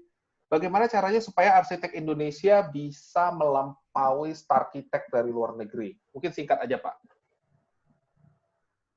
Berkaryalah sebebas-bebasnya karena karya yang bagus itu akan dinilai orang dengan bagus juga. Itu aja. Baik. Jadi berkarya sebebas-bebasnya. Muhammad Arya Wicaksono. Pak Andi. Nah, saya suka nih pertanyaan ini, Pak. Apakah pernah perusahaan Bapak mengerjakan proyek yang penggunanya masyarakat berpenghasilan rendah, baik itu melalui perantara arsitek komunitas atau pemerintah? Iya, istilah kita adalah CSR. Jadi kayak corporate ini kita ya. Jadi kayak kita mempunyai dana nih. Karena di perusahaan juga kita mengerjakan hal seperti itu. Misalnya membangun mendesain masjid, mendesain gereja. Kita pernah beberapa kali seperti itu gitu. Jadi kita tidak hanya dibayar, walaupun tidak dibayar, mungkin hanya ongkos ke sana saja untuk survei atau nanti berkomunikasi. Pernah gitu. Jadi kita beberapa kali melakukan itu. Ataupun dana CSR dari sebuah perusahaan tertentu dengan dana yang terbatas, tapi kita ambil. Intinya di perusahaan kami juga ada CSR dalam hal desain, itu pun kita lakukan gitu. Misalnya di lingkungan kita itu ada taman umum, kita nggak perlu dibayar, tapi kita yang mendesainkan ininya gitu. Jadi itu juga kita lakukan justru bagian dari memberikan ide buat masyarakatnya atau bahkan mengedukasi masyarakat itu harusnya ditambahkan kayak gini lebih bagus dan itu bisa kita realisasikan gitu. Baik. Oke, Pak Andi. Ini kita tampung satu pertanyaan lagi lagi dari Pak Tri. Setelah itu kita tutup ya, teman-teman. Pak Tri, saya unmute. Pak Tri ini memang sering sekali datang di acara, di belajar dari mereka, dari awal sekali, Pak. Ini saya coba unmute, nggak bisa loh, Pak Tri. Udah, oke. Sudah bisa ini sekarang. Silakan, Pak Tri. Pak Tri Salim. Pak Tri Salim. Ya, silakan, Pak. Oh ya, baik. Ya, wah ini obrolannya seru sekali nih. Mungkin karena ngomongin ini ya, teknis semua ya, dan konsep ya. Iya. Saya sih biar nggak berlama-lama, saya mau nanya ini aja sih. Yang pertama soal di tempat Bapak itu bagaimana sistem magangnya, kemudian apakah kalau ada, apakah di sana ada apresiasi, dan ada satu hal yang saya pengen tanya juga terkait dengan terkait dengan sebaiknya kalau sekarang ini kan ada isu belajar merdeka nih, pandangan Bapak sebagai seorang praktisi, sebaiknya isu merdeka belajar ini dalam pendidikan arsitektur itu apakah sebaiknya dia satu paket dalam kurikulum yang kemudian dia bisa magang 1 atau 2 tahun di luar dan menambah pengalamannya, atau seperti apa? Itu saja sih, biar nggak berlama-lama. Terima kasih banyak. Terima kasih Pak. Oke, kita jawab aja ya, Daniel. Jadi sebenarnya begini, jadi kita juga harus memahami ada regulasi secara nasional yang memang kita tidak bisa memungkiri adanya peraturan-peraturan dari Dikti dan lain-lain ya terkait dengan pendidikan berarsitektur, Pak, gitu. Jadi cuman saran saya kepada para arsitek yang terutama anak-anak anak muda yang masih fresh graduate atau misalnya yang sedang kuliah, jangan takut bahwa belajar itu butuh proses dan kadang lama dan lain-lain gitu. Jadi jangan takut dengan hal itu gitu. Kalian kadang lama kuliah atau terlalu banyak magang atau dan lain-lain atau misalnya KP, itu bukan berarti kalian tanda petik tidak mampu atau terlalu lama, tapi justru itu pengalaman yang sangat penting sekali gitu. Jadi kalau saya deskripsikan tentang tadi kemerdekaan tadi itu, jadi kita bisa magang dimanapun, kita bisa KP dimanapun gitu ya, kita bisa KP di sini, di situ, atau bahkan bisa KP beberapa kali gitu misalnya, tapi tetap ada batasan pendidikan gitu ya. Kalau misalnya kita nanti mau pindah-pindah, ketika misalnya jadi fresh graduate kita mau pindah ke sini gitu, justru itulah kemerdekaan tadi itu kalau saya lihat gitu. Jadi karena berarsitektur itu butuh proses gitu, butuh proses, dan itu akan memberikan kedewasaan kita dan juga pengalaman kita berarsitektur, dan itu tidak bisa dibayar gitu. Itu justru pengalaman yang sangat menarik sekali gitu ya. Yang tidak bisa dijual lah gitu. Jadi saran saya sih semakin banyak kita terlibat dengan pihak lain, berkolaborasi, itu buat saya itu pengalaman yang tidak bisa dilewatkan. Baik Pak Adi, luar biasa sesi malam hari ini. Wow, begitu antusiasmenya teman-teman. Tadi ada 100, sekarang ada 83 memberikan pertanyaan-pertanyaan ke Pak Andi. Saya yakin ini mungkin karena memang temanya pada malam hari ini A sampai Z ya. Jadi memang teman-teman berusaha untuk mengekstrak semua inspirasi dan ilmunya Pak Andi. Jadi mungkin Pak Andi ada satu kalimat penutup untuk pada malam hari ini. Oke. Buat seluruhnya, jadi dalam hal melakukan sebuah desain berarsitektur, lakukanlah dengan sebaik mungkin, jadikan itu semua pekerjaan apapun itu terkait dengan arsitektur, jadikan itu sebuah pengalaman yang sangat bermanfaat buat kalian gitu, buat kita gitu. Kalau misalnya ada sebuah kolaborasi apapun itu, ikuti saja dan itu akan bermanfaat buat kita sebagai arsitek. Karena arsitek itu tanpa pengalaman, tanpa ada pernah berkolaborasi, buat saya itu kurang berarsitektur gitu. Baik, terima kasih Pak Andi. Kami belajar banyak sekali dari Pak Andi pada malam hari ini. Nggak hanya tentang teknis, tidak hanya tentang membangun karir, namun juga mental yang baik. Bapak berusaha membagikan bagaimana prinsip-prinsip Bapak selama berkarir, dan menurut saya itu hal yang lebih penting daripada hal-hal yang lain yang mungkin kita pertanyakan di dalam komentar tadi. Jadi, teman-teman, saya ingin sekaligus berbagi bagi teman-teman agar teman-teman juga terus mengingat bagaimana tulusnya Pak Andi berbagi pada kita pada malam hari ini. Semoga semangat yang diberikan oleh Pak Andi pada malam hari ini menjadi modal yang baik bagi kita semua untuk juga terus berkontribusi di dalam karir, di dalam studi, dimanapun teman-teman berada. Terima kasih teman-teman belajar dari mereka, dimanapun teman-teman berada. Terima kasih atas waktu yang diberikan, dan terima kasih Pak Andi atas Terima waktu kasih yang Daniel, diberikan. terima kasih buat teman-teman semua. Semoga sehat-sehat selalu. Bagi teman-teman juga mungkin saya ajak nih teman-teman, jika teman-teman punya account Instagram, ayo tag nih, kita viralkan kembali nih Pak Andi pada malam hari ini, tag Pak Andi story-nya kita. Oke, Saya juga baru di Instagram sebenarnya, Daniel, baru sekali. Ya. Nah, kita malam ini kita viralkan Pak Andi, paling tidak teman-teman kasih ucapan terima kasih aja lewat sosial medianya kita. Jadi orang-orang juga bisa mengenal pribadi Pak Andi yang sudah berbagi di belajar dari mereka pada malam hari ini. Terima kasih teman-teman. Sampai jumpa di belajar dari mereka selanjutnya. Terima kasih Pak Andi sekali lagi. Terima kasih Daniel, terima kasih teman-teman semuanya. Selamat malam. Baik, selamat malam teman-teman. Terima kasih.